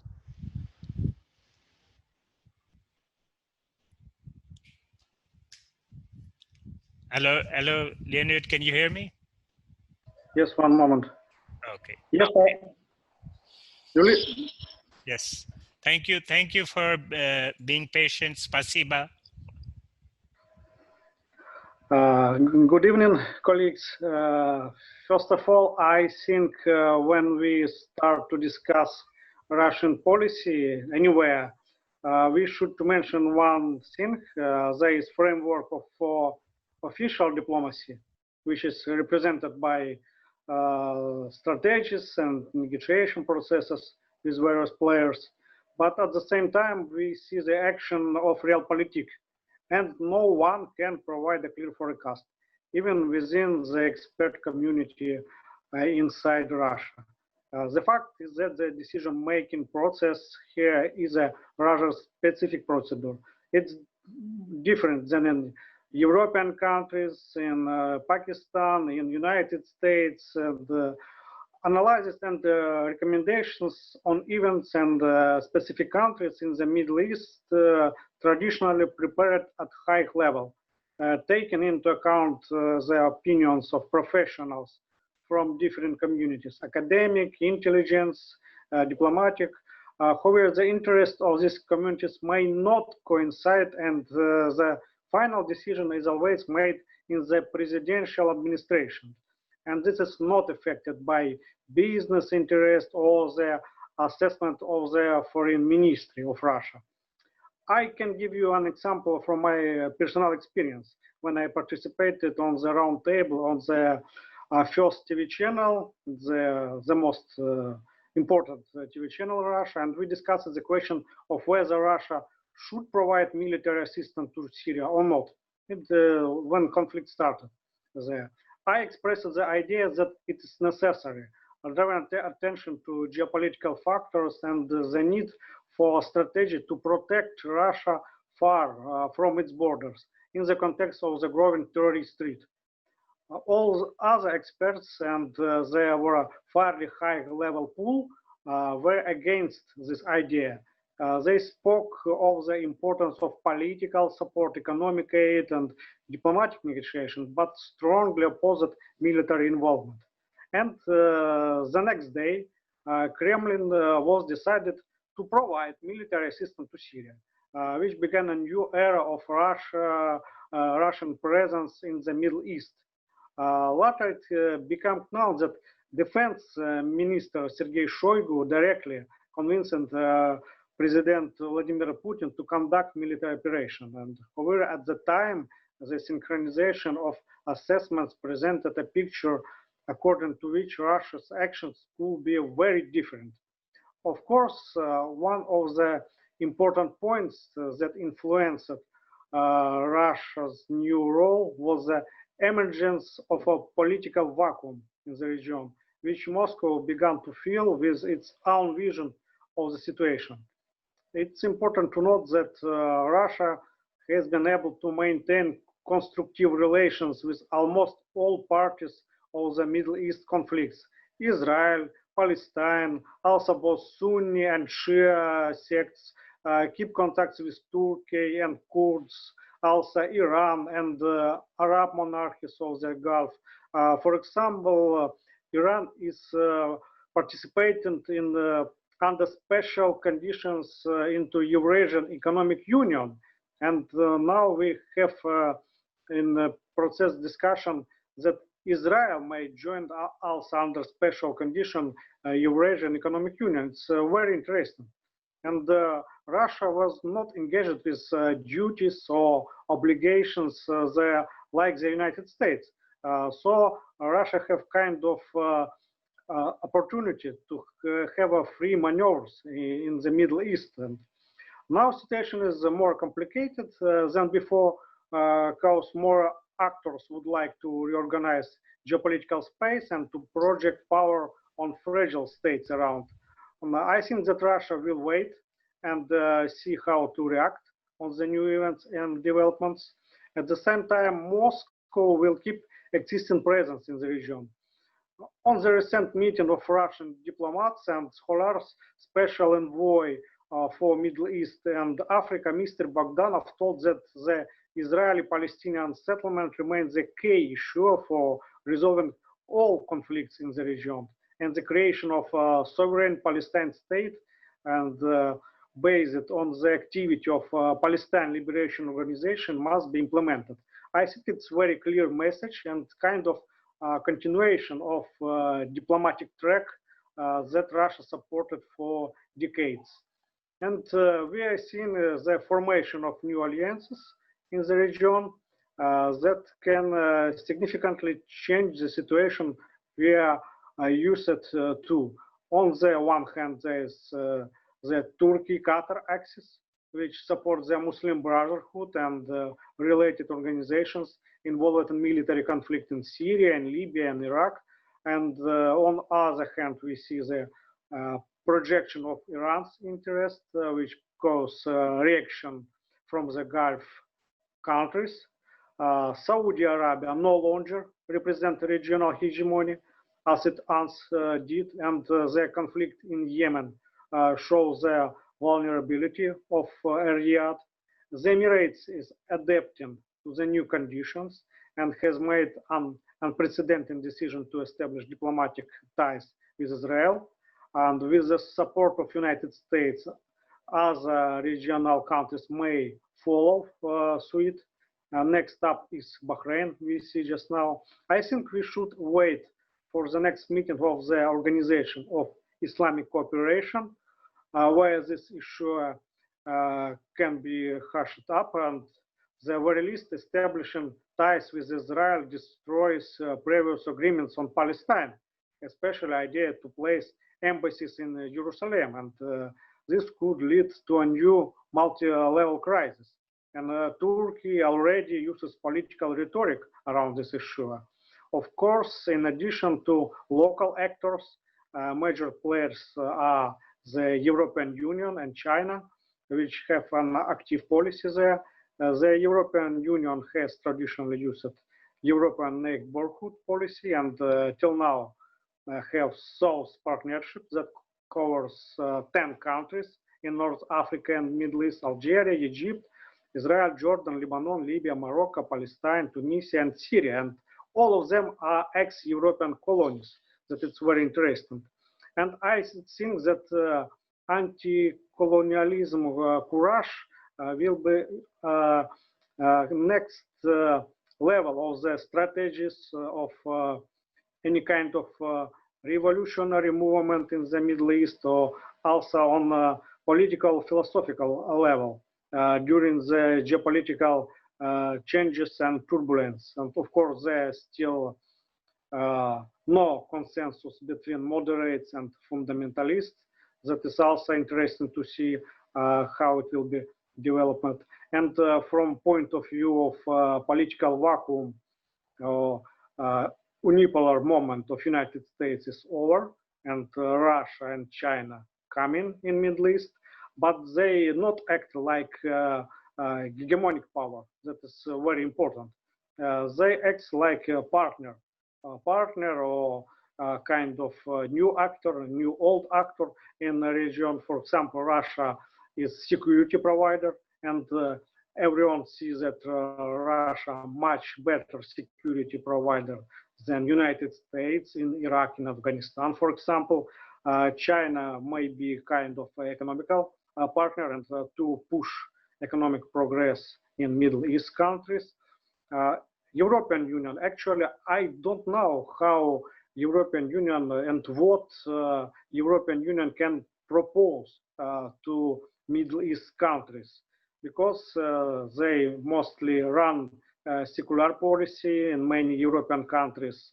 There are anti-Islamic movements, and new liberal agenda of European Union not supported in traditional countries of Middle East.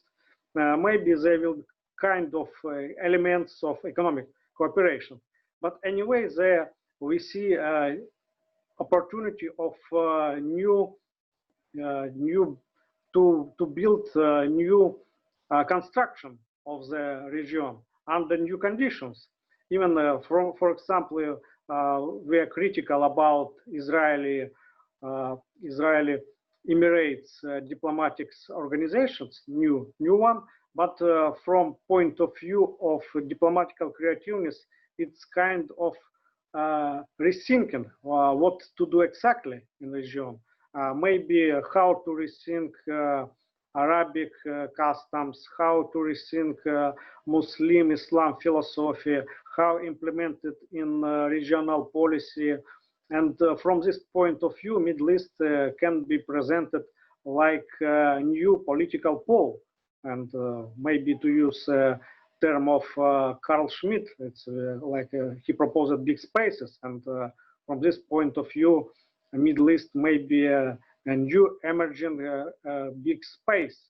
And together with European countries, with Russia, with Iran, with China, with India, and other regions, it seems like emerging multipolarity. And from this point of view, I think we have a good perspectives. And at last, I think that some theoretical frames about possible future conflicts are artificial made, and there is very possible to avoid wars in the region in the future. Thank you. Thank you, Leonid. Thank you very much. 3 questions for you, two possibly questions.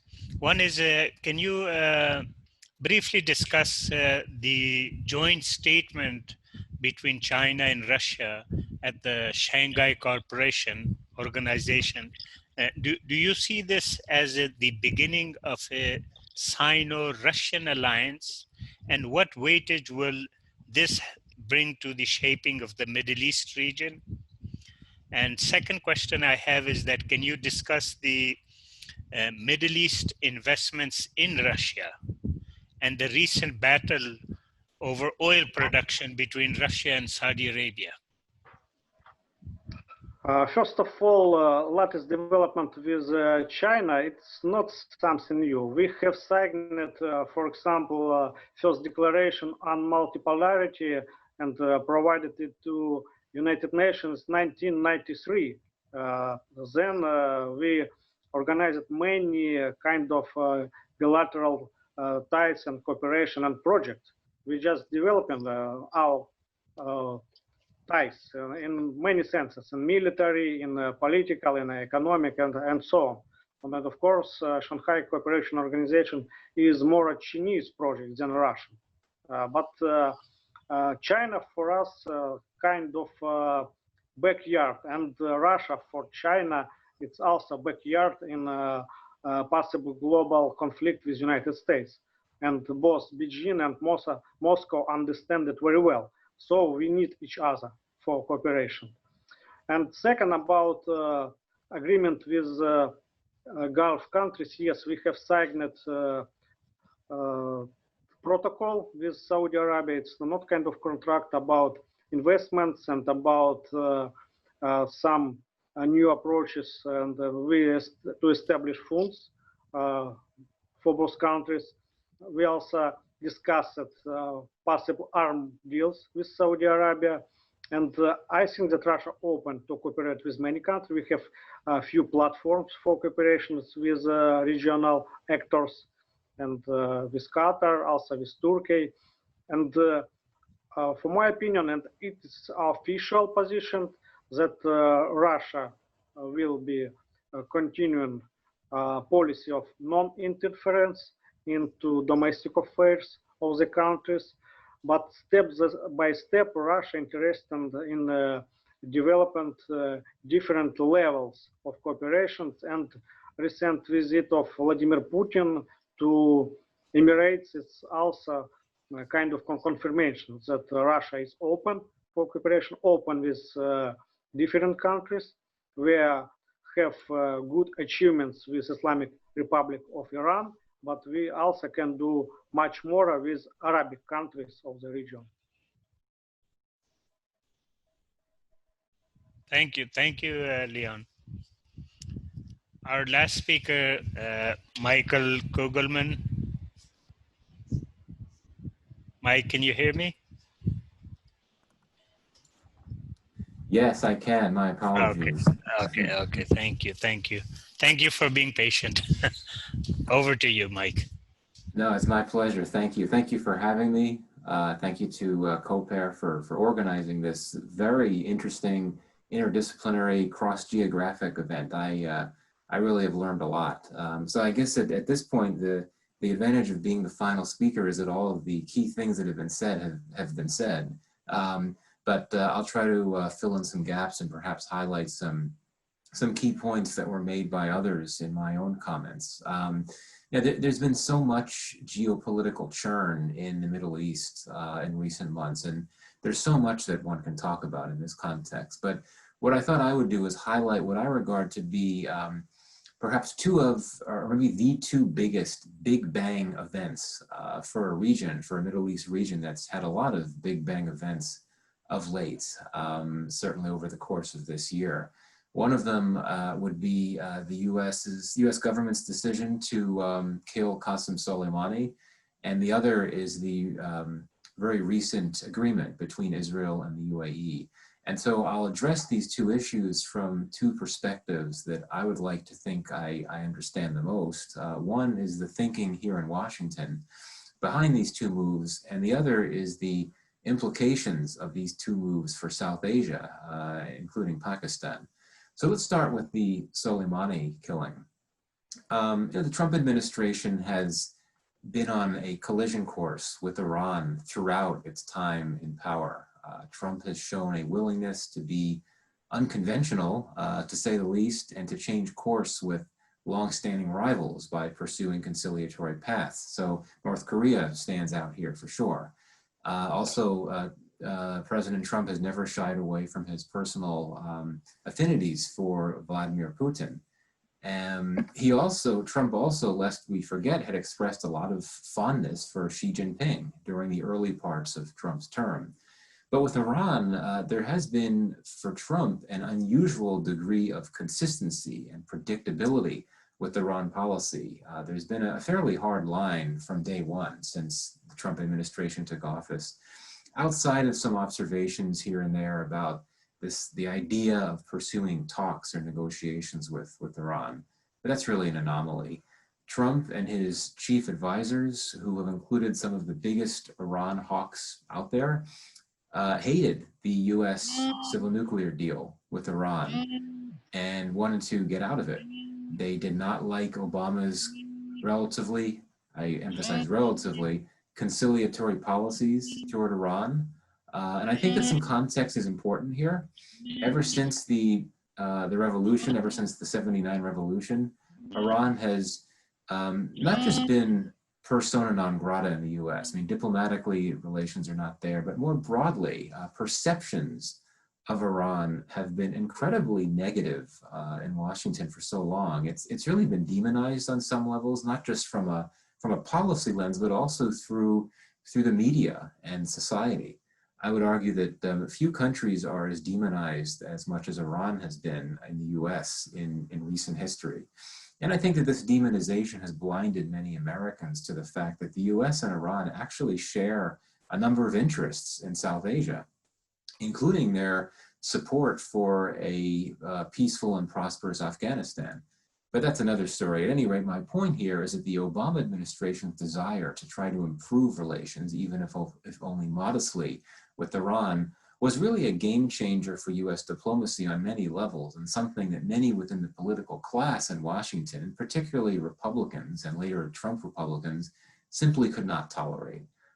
So the Trump administration, I believe, has felt compelled to take a particularly hardline position on Iran in order to change course from Obama's conciliation, and also as part of Trump's efforts to strengthen U.S. relations with Saudi Arabia, a country that Trump has long been quite fond of, and a country that has seen its relations with the U.S. That had seen its relations with the U.S. decline a bit during the Obama years when Obama engaged in his outreach to Iran. And so I think this helps explain, in part at least, why the Trump administration made the very bold decision to target Soleimani, someone that the Trump administration had and continues to describe as a terrorist in the same category of a bin Laden or a Baghdadi. The Trump administration certainly understood the risks of targeting him, particularly in terms of the risks of intensifying an already volatile rivalry between Saudi Arabia and Iran, and more broader volatility in a region invested with tremendous strategic significance for Washington. But again, the Trump administration takes a hard line on Iran and wanted to make a very forceful statement, which it did. So what have been some of the implications of the Soleimani killing for South Asia?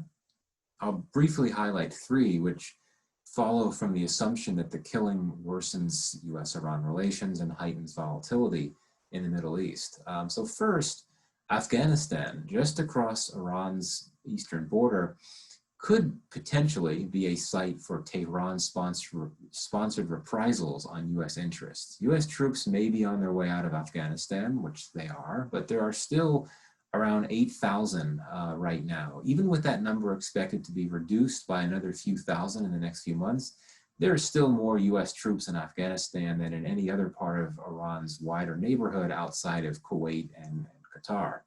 Iran has potential proxy partners in Afghanistan capable of carrying out strikes on U.S. troops. One option is the Taliban, which has received limited military support from Iran in the past, though this is less likely since the U.S. Taliban agreement signed in February this year that effectively rules out Taliban attacks on U.S. troops.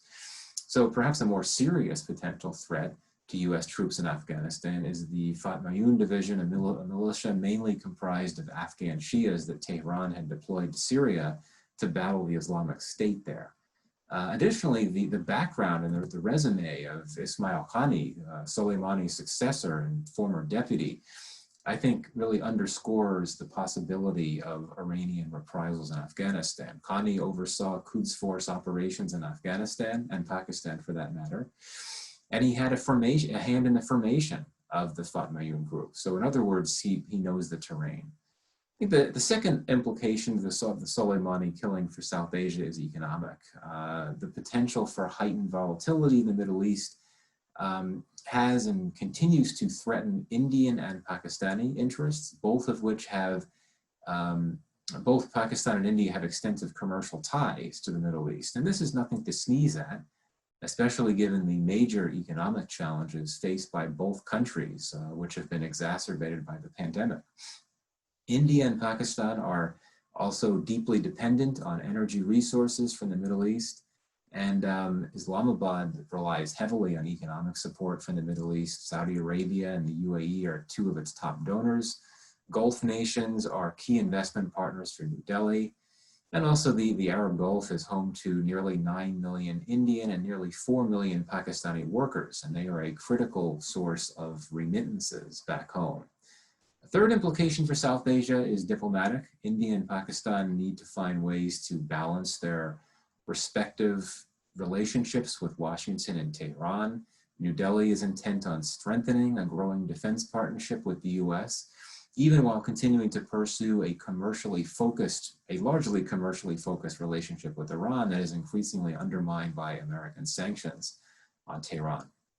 Now for Islamabad, I think the balancing act is more complex. US-Pakistan relations have enjoyed a bit of a renaissance amid increased cooperation in Afghanistan over the last 18 months or so, over the peace process there. Islamabad is keen to maintain that goodwill, I think, in the hopes that Washington will eventually end its suspension of Pakistani security assistance and expand bilateral trade and investment. But Pakistan's Prime Minister Imran Khan has sought stronger ties with Tehran as part of an effort to better position Islamabad as a neutral player in the Iran-Saudi Arabia rivalry. Riyadh has long been one of Islamabad's closest allies, but it's a relationship that, as I think we all know, has run into some trouble in recent weeks amid a spat over Islamabad's perception that Saudi Arabia is not being sufficiently supportive of the Kashmir issue, which is hugely important for Pakistan. Against the backdrop of escalating US-Iran tensions, the stakes are particularly high for Pakistani diplomacy. Pakistan, of course, shares a frequently volatile border with Iran that experiences periodic cross-border violence perpetrated by Pakistan-based anti-Iran militants. About 20% of Pakistan's 200 million strong population is Shia, the largest Shia community outside of Iran. And Pakistan has security partnerships with both Washington and Riyadh, Tehran's biggest rivals. Pakistan is at risk of getting dragged into two rapidly intensifying rivalries, Washington and Tehran and Saudi Arabia, at a time when it is really keen to stay out of both. So now let's turn to what I would describe as a second Big Bang event in the Mideast this year, and that is this recent Israel-UAE deal. I know there's something else brewing that's come out with Bahrain, but let's stick with the Israel-UAE deal. So first, what was the U.S. reasoning for pursuing the UAE-Israel deal?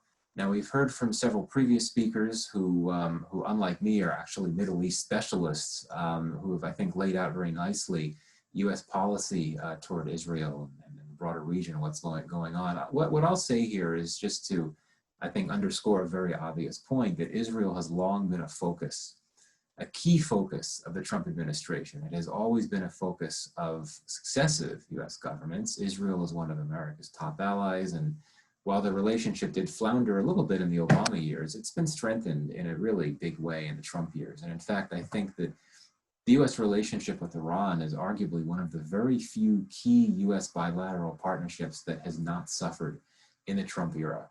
Its relationship with India, the U.S. relationship with India, is probably one of the only others. So Israel has been a huge focus, and the advisors that Trump respects the most, like the aforementioned Jared Kushner, have had a laser-like focus on Israel, from the issue of changing the location of the US Embassy to pursuing a peace deal with the Palestinians. The peace deal with the Palestinians, of course, didn't work out very well, so the administration turned its attention to other ways that it could make some big moves with Israel in the region, and that led to the chain of events that resulted in the Israel-UAE deal. And I think there are several factors at play driving this move, and I would argue that they are more tied to US domestic politics than to foreign policy. I mean, certainly for sure, the Trump administration is keen to have Israel enjoy more normalized relationships in the Middle East and to integrate it, or to help integrate it into the Middle East in an effort to create more regional stability, and also to undercut Tehran, which has no interest in reconciling with Israel and faces the prospect of several of its Saudi-aligned Arab rivals making peace with Israel. But we also need to look at what's playing out in the US. Trump is, above all, a deal maker, or at least that's how he likes to project himself, a businessman who relishes the art of the deal. Trump has faced so many scandals and crises as president that I think there's a desire on his part to sharpen perceptions of him as someone who knows how to get things done and serve US interests. And in this regard, the Israel deal is just what the doctor ordered. In addition, with the US election fast approaching and Trump arguably more vulnerable than he's been at any other point during his presidency, I think there's a particularly strong incentive to get a deal like this, and the administration hopes a few others with Israel and its Arab neighbors before the election. Now, this may overstate the interest that the average US voter takes in foreign affairs. Many Americans, including those within his core Republican base, would pay no mind to or even be aware of a new deal involving Israel and the UAE. One exception may be the Christian conservatives within Trump's political base that are strongly pro-Israel, but still, in my view, there is a strong domestic political motivation that has fueled the US pursuit of this Israel deal. And so what are the implications of this deal for South Asia? And here I'll focus specifically on India and Pakistan. First, Pakistan, which has never had formal ties with Israel, may face some unwanted and uncomfortable questions. It's interesting that soon after the inking of the deal, some commentators wondered aloud publicly if Pakistan could be tempted to follow the UAE's lead and pursue normalized ties with Israel. Now, Prime Minister Khan quickly quashed that speculation. Very soon after the deal, he reasserted in a TV interview that Pakistan's long-standing position is that it will not normalize ties with Israel until there is a two-state solution to which the Palestinians agree. And indeed, I think it is a remote prospect for Pakistan to normalize relations with Israel, which I'm happy to go into later. But it is notable that several senior Pakistani leaders in the recent past, including Pervez Musharraf, who was a military dictator for a number of years, they called for better ties with Israel over the last few decades. A few leaders have done that. Benazir Bhutto is another one. Back in 2005, in Turkey, Israeli and Pakistani foreign ministers met publicly for the first time ever. There's also been some degrees of covert cooperation between the two sides in previous decades. The Pakistan-Israel relationship is, if nothing else, very complex and very sensitive, and Islamabad likely prefers that questions about it stay out of the public sphere, and yet the UAE-Israel deal could invite the very questions that Pakistan would much rather avoid. Second, this deal coming not too long after the Soleimani killing throws more fuel on the fire of a raging Saudi Arabia-Iran rivalry that casts a deep shadow across Pakistan, given its relations with both countries, and especially amid the recent Pakistan-Saudi Arabia spat over Kashmir and amid the new agreement between Iran and China, which suggests that Islamabad, following its Chinese allies' lead, may be tempted to try to edge a bit closer to Iran. And so the UAE-Iran deal, by giving Riyadh and Tehran, or by driving Riyadh and Tehran further apart, could give the Saudis and Iranians greater incentives to try to pressure Pakistan to help them pursue their respective regional interests.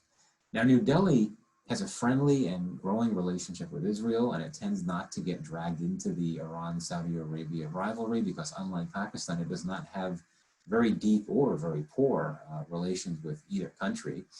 But with New Delhi trying to scale up its relations with countries across the Middle East, the rivalry between the region's two most consequential players, other than Israel, I think will be difficult for India to avoid.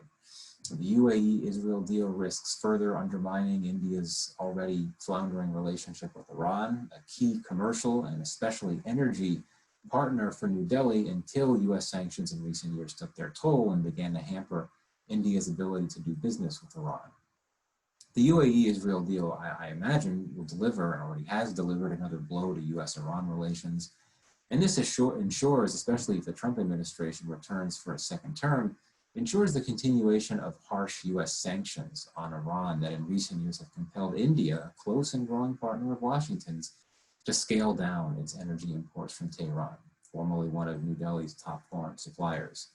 Compounding all of this is the Iran-China agreement, which could well compel Tehran to invite Beijing instead of New Delhi to develop the Chabahar port in southern Iran, which was originally part of a wider envisioned transport corridor project involving India, Iran, and Afghanistan. And as I believe was mentioned by one of the speakers before, there are indications that India may not be, or maybe pushed out, so to speak, of Chabahar. Iran is losing interest, or sorry, is growing impatient with India as India moves slowly and cautiously amid US sanctions on India.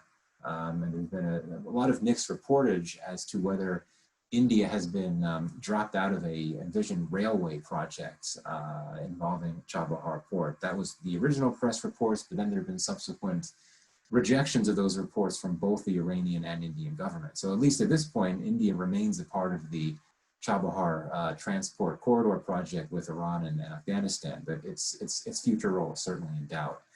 The bottom line to conclude is that the Soleimani killing and the Israel-UAE deal are two watershed developments for international relations with far-reaching implications for South Asian states that have major interests and stakes in the Middle East, and particularly specifically referring to India and Pakistan. So thank you very much.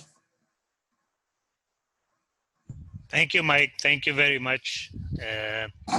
I have just one question for you, because I'm sure our president and Ambassador Khalid Mahmood may want to further ask questions on you because you've dealt with the case of Pakistan. My one question is that do you see the Middle East region shaped by, or is it the shaper of global trends taking place? Well, you know, on that I would have to defer to the panelists that that focus on the Middle East in of itself more closely than I do. But clearly, I think that the Middle East is a really strategically significant region. I think that the U.S. certainly will remain focused on it and influenced by it for quite many years to come. I believe one of our speakers had expressed skepticism about the idea that the U.S. will be pivoting away from the Middle East and more toward the Indo-Pacific. I tend to agree with that assessment. You know, given the fact that you have so many of America's top allies and rivals based in the Middle East, and given that you have a number of conflicts playing out in the Middle East that either involve Americans or impact, or that involve America or impact America, I mean, those factors alone ensure that the U.S. will stay focused on the Middle East. I think that given the resources, energy issues, things like that, it's going to ensure that the real movers and shakers that this world is going to see, not just the U.S., but a rising superpower like China, are going to become ever more engaged in the Middle East. So it's hard to answer your question conclusively, but I think the best thing I could say is that it's a region that is very significant for the world. And we talk about this being the Pacific century or the Asian century, which it is on some levels, but I think that the Middle East region will continue to be a very strategically significant one that everyone from the smallest countries to the largest powers are going to remain very focused on for the foreseeable future. Thank you, Mike. Now I will have our president, our inspirational president, Amna Malik, who always provides us with the extra energy to hold such international webinars to give her concluding remarks and also any questions posed by her. Thank you.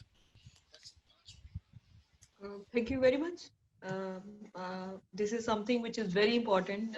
Today topic is something which we really want to work on it, and this is the series of activities which we are doing it. We are having research publication, especially providing the guidelines to the Foreign Office that what should Pakistan do in the current evolving Middle East situation. And we are also seeing the new alliances and alignments. Our first speaker was Mr. Moin Rabbani, and he mentioned about the US strategy and also the policy of the US government, and also the role of the UAE and Saudi government, and how they are and also the Trump desire to be the peace advocate for the Middle East as a solution. So Palestine is something, being a Pakistani and heading this think tank. Palestine is one of the great concern for our Center of Pakistan and International Relations. And Mr. Moin Rabbani mentioned that Trump is trying to counter the Soviet influence. So I fully agree with this idea that, Trump wanted to gain the popularity to become the peace advocate on this issue.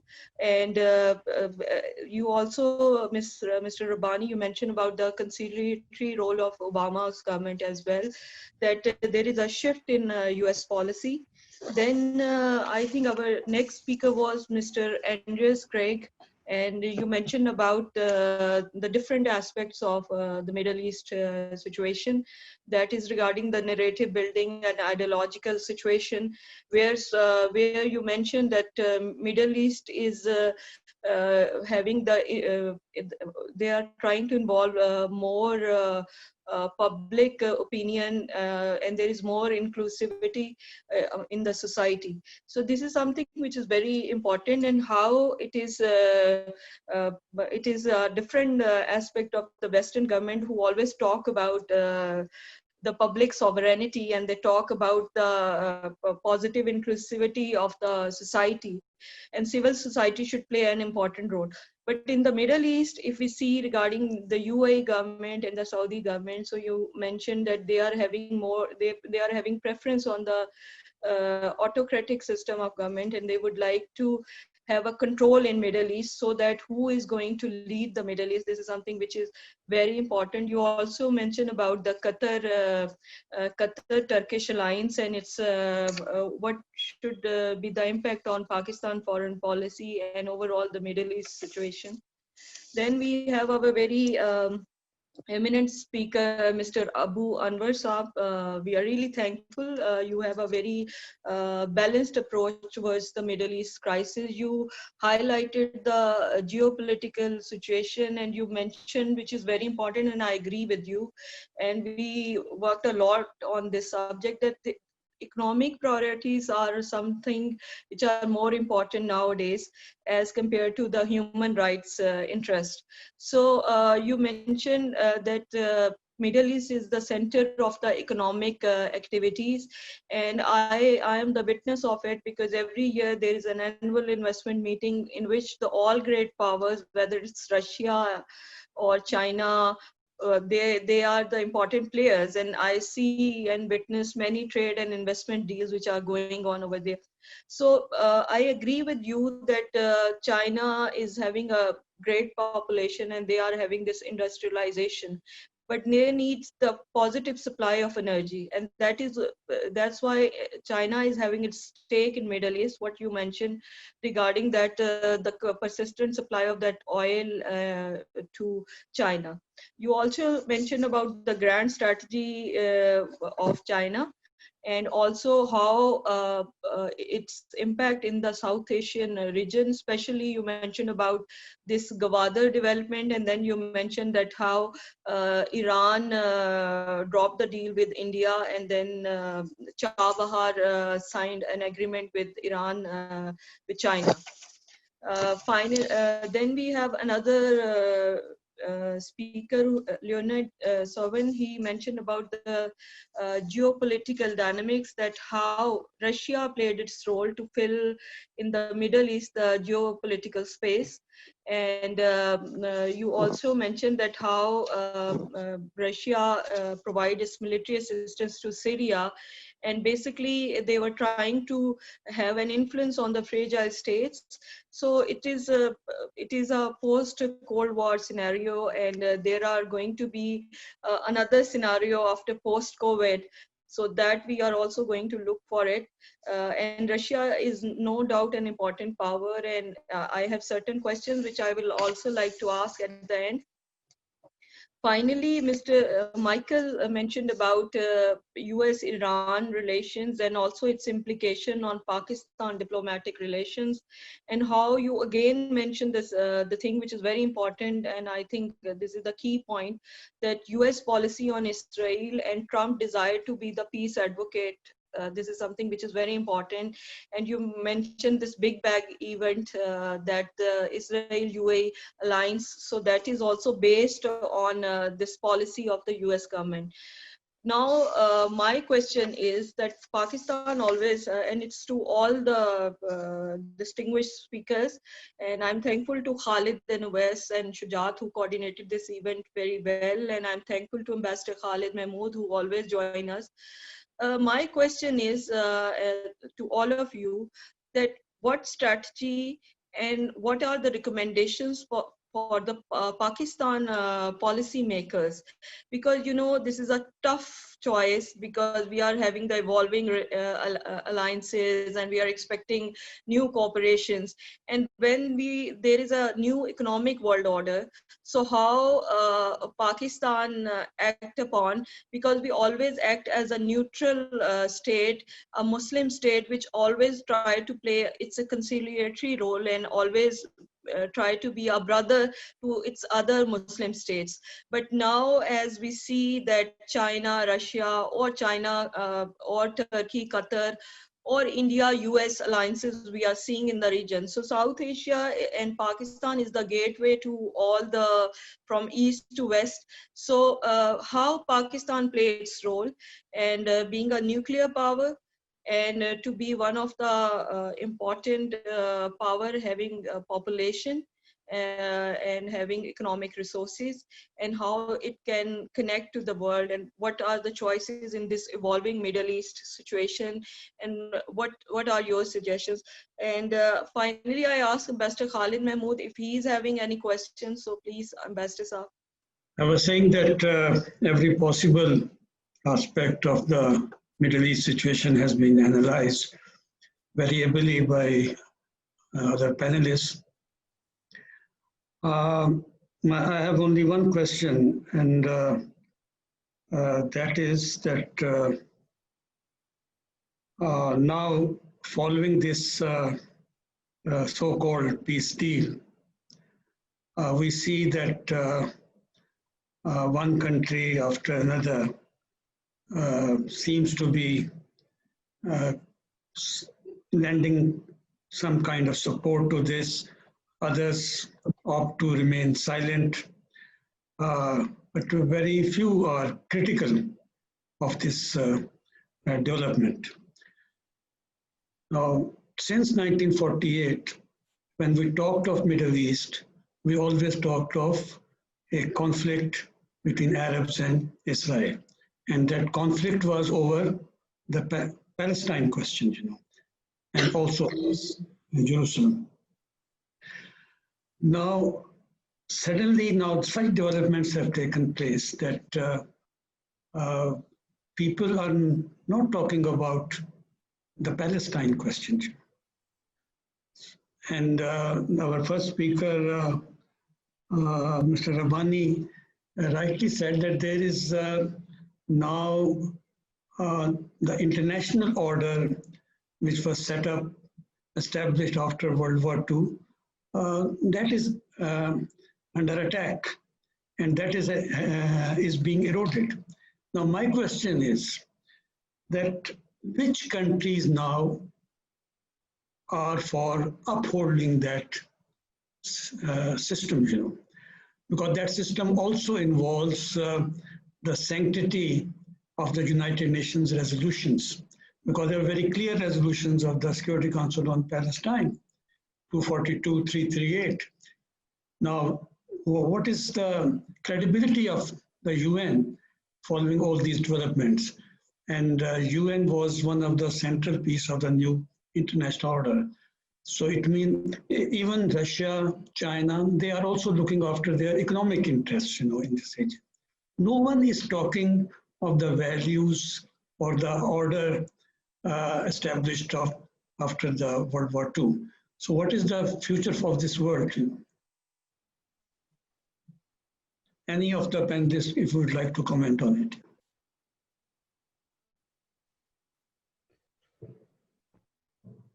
I'm happy to, oh, sorry. No, please go ahead.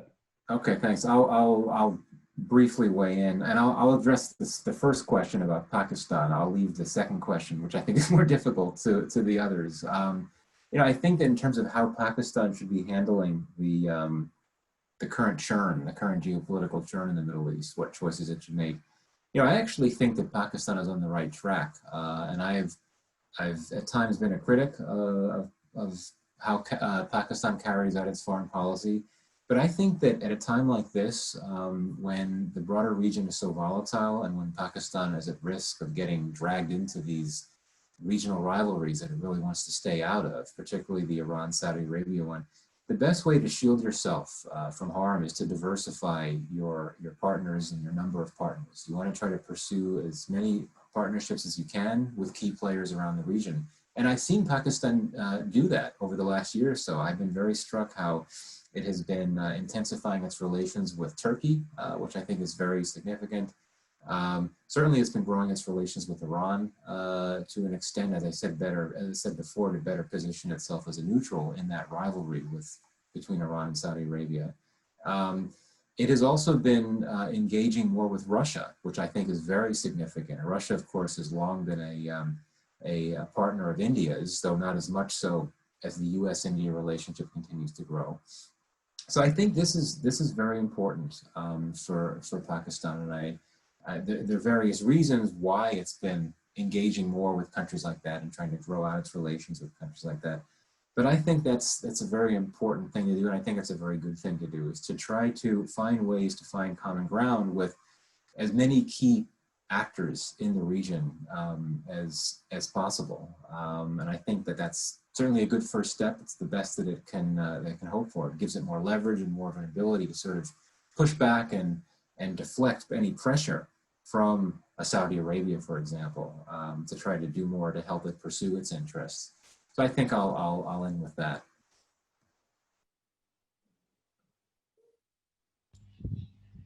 Moin, go ahead. You wanted to address the second.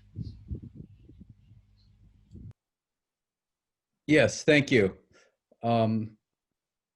So I'm unfortunately must plead ignorance on South Asian affairs, but one thing I do know is that if you compare Pakistan to, for example, Turkey and Iran, one thing that sets Pakistan apart is that since 1948, it has consistently had a policy of support for the Palestinians and let's call it the Arab cause. And unlike Turkey and Iran, did not have a period of diplomatic relations and strategic partnerships with Israel.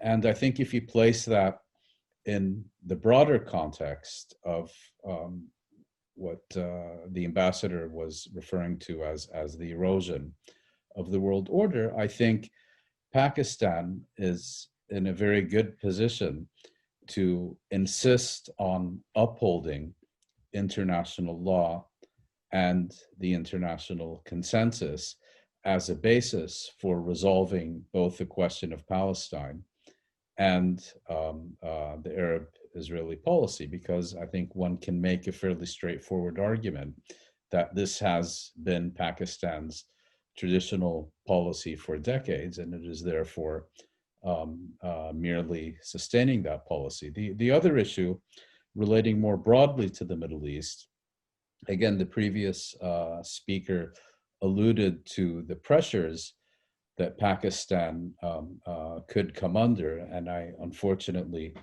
don't know enough to know how this could play out in practice.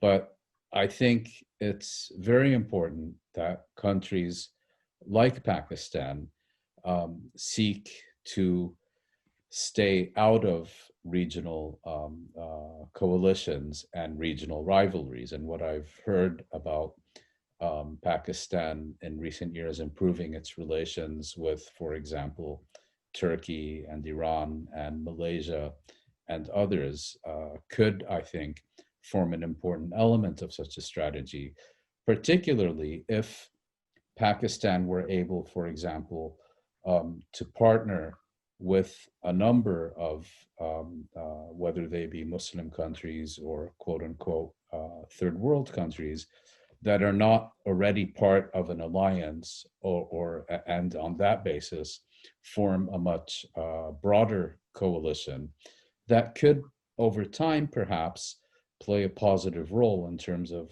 addressing and mediating some of these regional conflicts. I'm thinking, for example, of an initiative that was taken, I believe, during the Bush years by Turkey and Brazil, ultimately unsuccessful, to try to mediate between the US and Iran when it seemed like those two countries were heading towards an armed confrontation. And I think Pakistan has a long history in the Middle East region, has, I think, a very developed network of relationships that I think could be put to good use in this respect.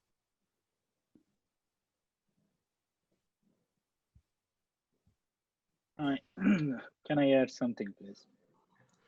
Yes, sure. Thanks. So, in addition to the previous two speakers, I think they mentioned some of the interesting points, but I will also focus on some of the aspects in South Asia too, regarding the Pakistan question, what Pakistan should be doing.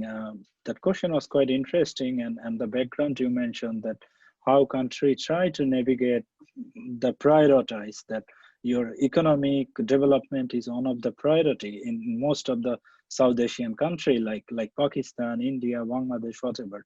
And then there is some kind of geopolitical calculation, realignment, how countries are positioning themselves to ensure that they are not jeopardizing one side to put on other aspect in priority.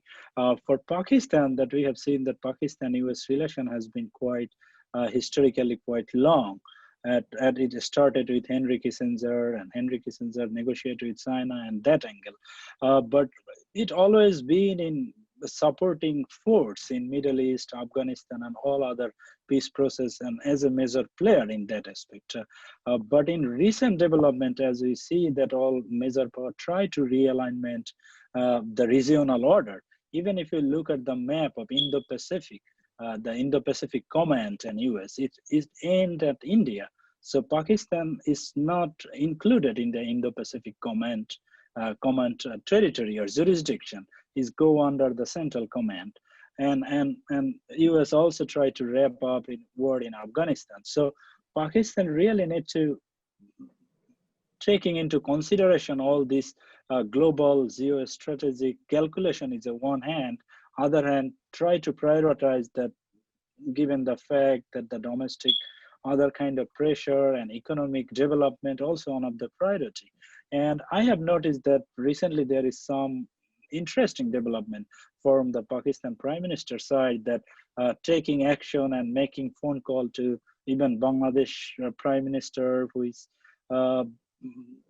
in generally is considered as a good gesture from Bangladesh too. So I think Pakistan and India, all this country, definitely they are as a nuclear power, as a major country in the world politics, they should definitely think about the global geopolitical context. At the same time, his own region, South Asia, should also keep in priority.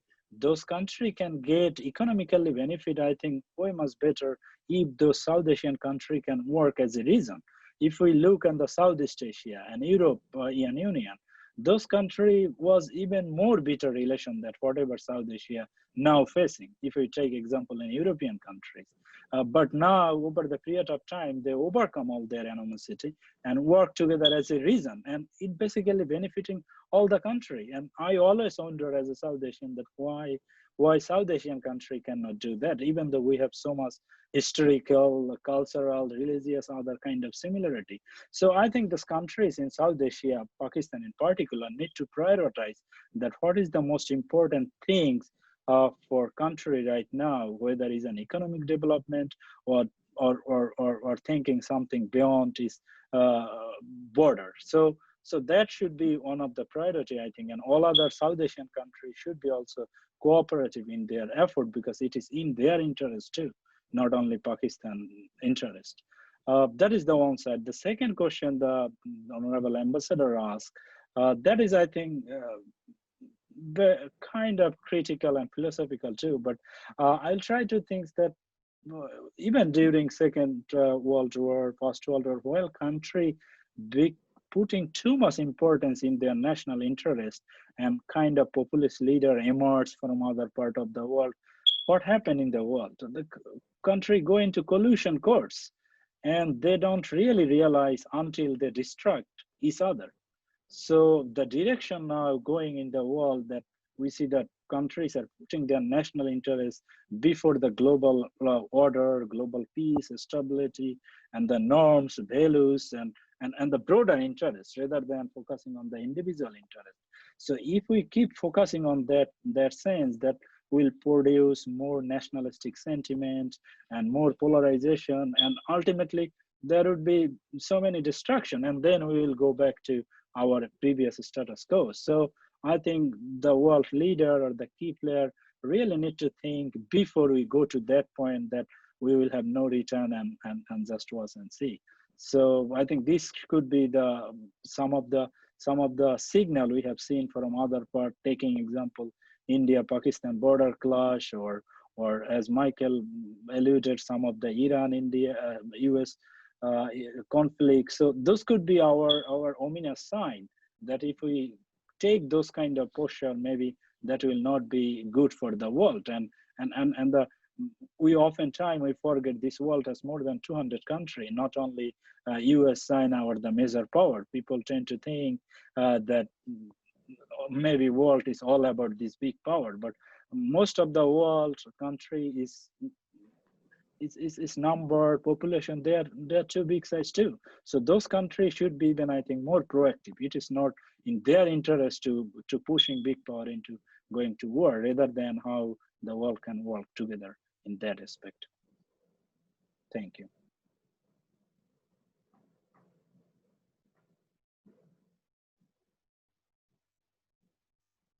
I would like to also offer a short comment here. I completely agree. I think the most important thing for Pakistan is to diversify its relationships. And obviously, you are part of a very, very volatile and insecure environment where it is important that Pakistan finds and builds alliances that hedging its bets and risks in a region where it is kind of squashed between a failed state towards west and obviously an antagonistic India on the other side. And Pakistan is very close to the Gulf, in terms of geographic proximity as well. And obviously the Gulf countries look at Pakistan as well as a very, very important player. Not only, as I said before, you are instrumental in providing the basis for security in the Gulf. So we're always looking at Gulf security, Arab Gulf security, as something that is being provided by the West, provided by the United States. But if it wasn't for Pakistani expertise, Pakistani military technology, the transfer of even military colleges, all this are very important strategic levers of power that Pakistan needs to employ and can employ. And so you're not on the receiving end. You're also kind of dictating to what are essentially becoming increasingly powerful states in the Gulf. They are dictating, that are punching above their weight in the region, in the MENA region. but also increasingly are punching above their weight when it comes to their engagement with China and the BRICS countries. And I think when we look at the UAE, which is also very interesting, is their relationship with India has really improved over recent years. And again, based on these same ideological components that I touched upon before, the alignment with the Modi government is one that is somewhat almost antagonistic towards Islam as a whole. And it's all based on the idea of tolerance, whereby the idea of tolerance means anybody who is Islamic, forms of Islamic mobilization are not being tolerated in India. And that's something that, Israel agrees with. That's why under Modi, Israel has built very good relations with India, and which is also shared with the Emiratis, because they have been engaged with India quite a lot, also based on their tolerance narrative. So, Pakistan is under pressure and has to obviously stay between states and the fence on many of these issues where possible. But I'm saying you have certain levers of power at your disposal that you could use in your own favor if you wish to do so. With Qatar, you have obviously the access to the One Road, One Belt initiative, which again for the Qataris is very instrumental. Their investment in Karachi in the LNG terminals is very important. Having access to the infrastructure that is being built also by China in Pakistan is important to all these Gulf countries. So this is something that you can use as a form to advance not necessarily your interests, but also your values when it comes to the issue of Palestine.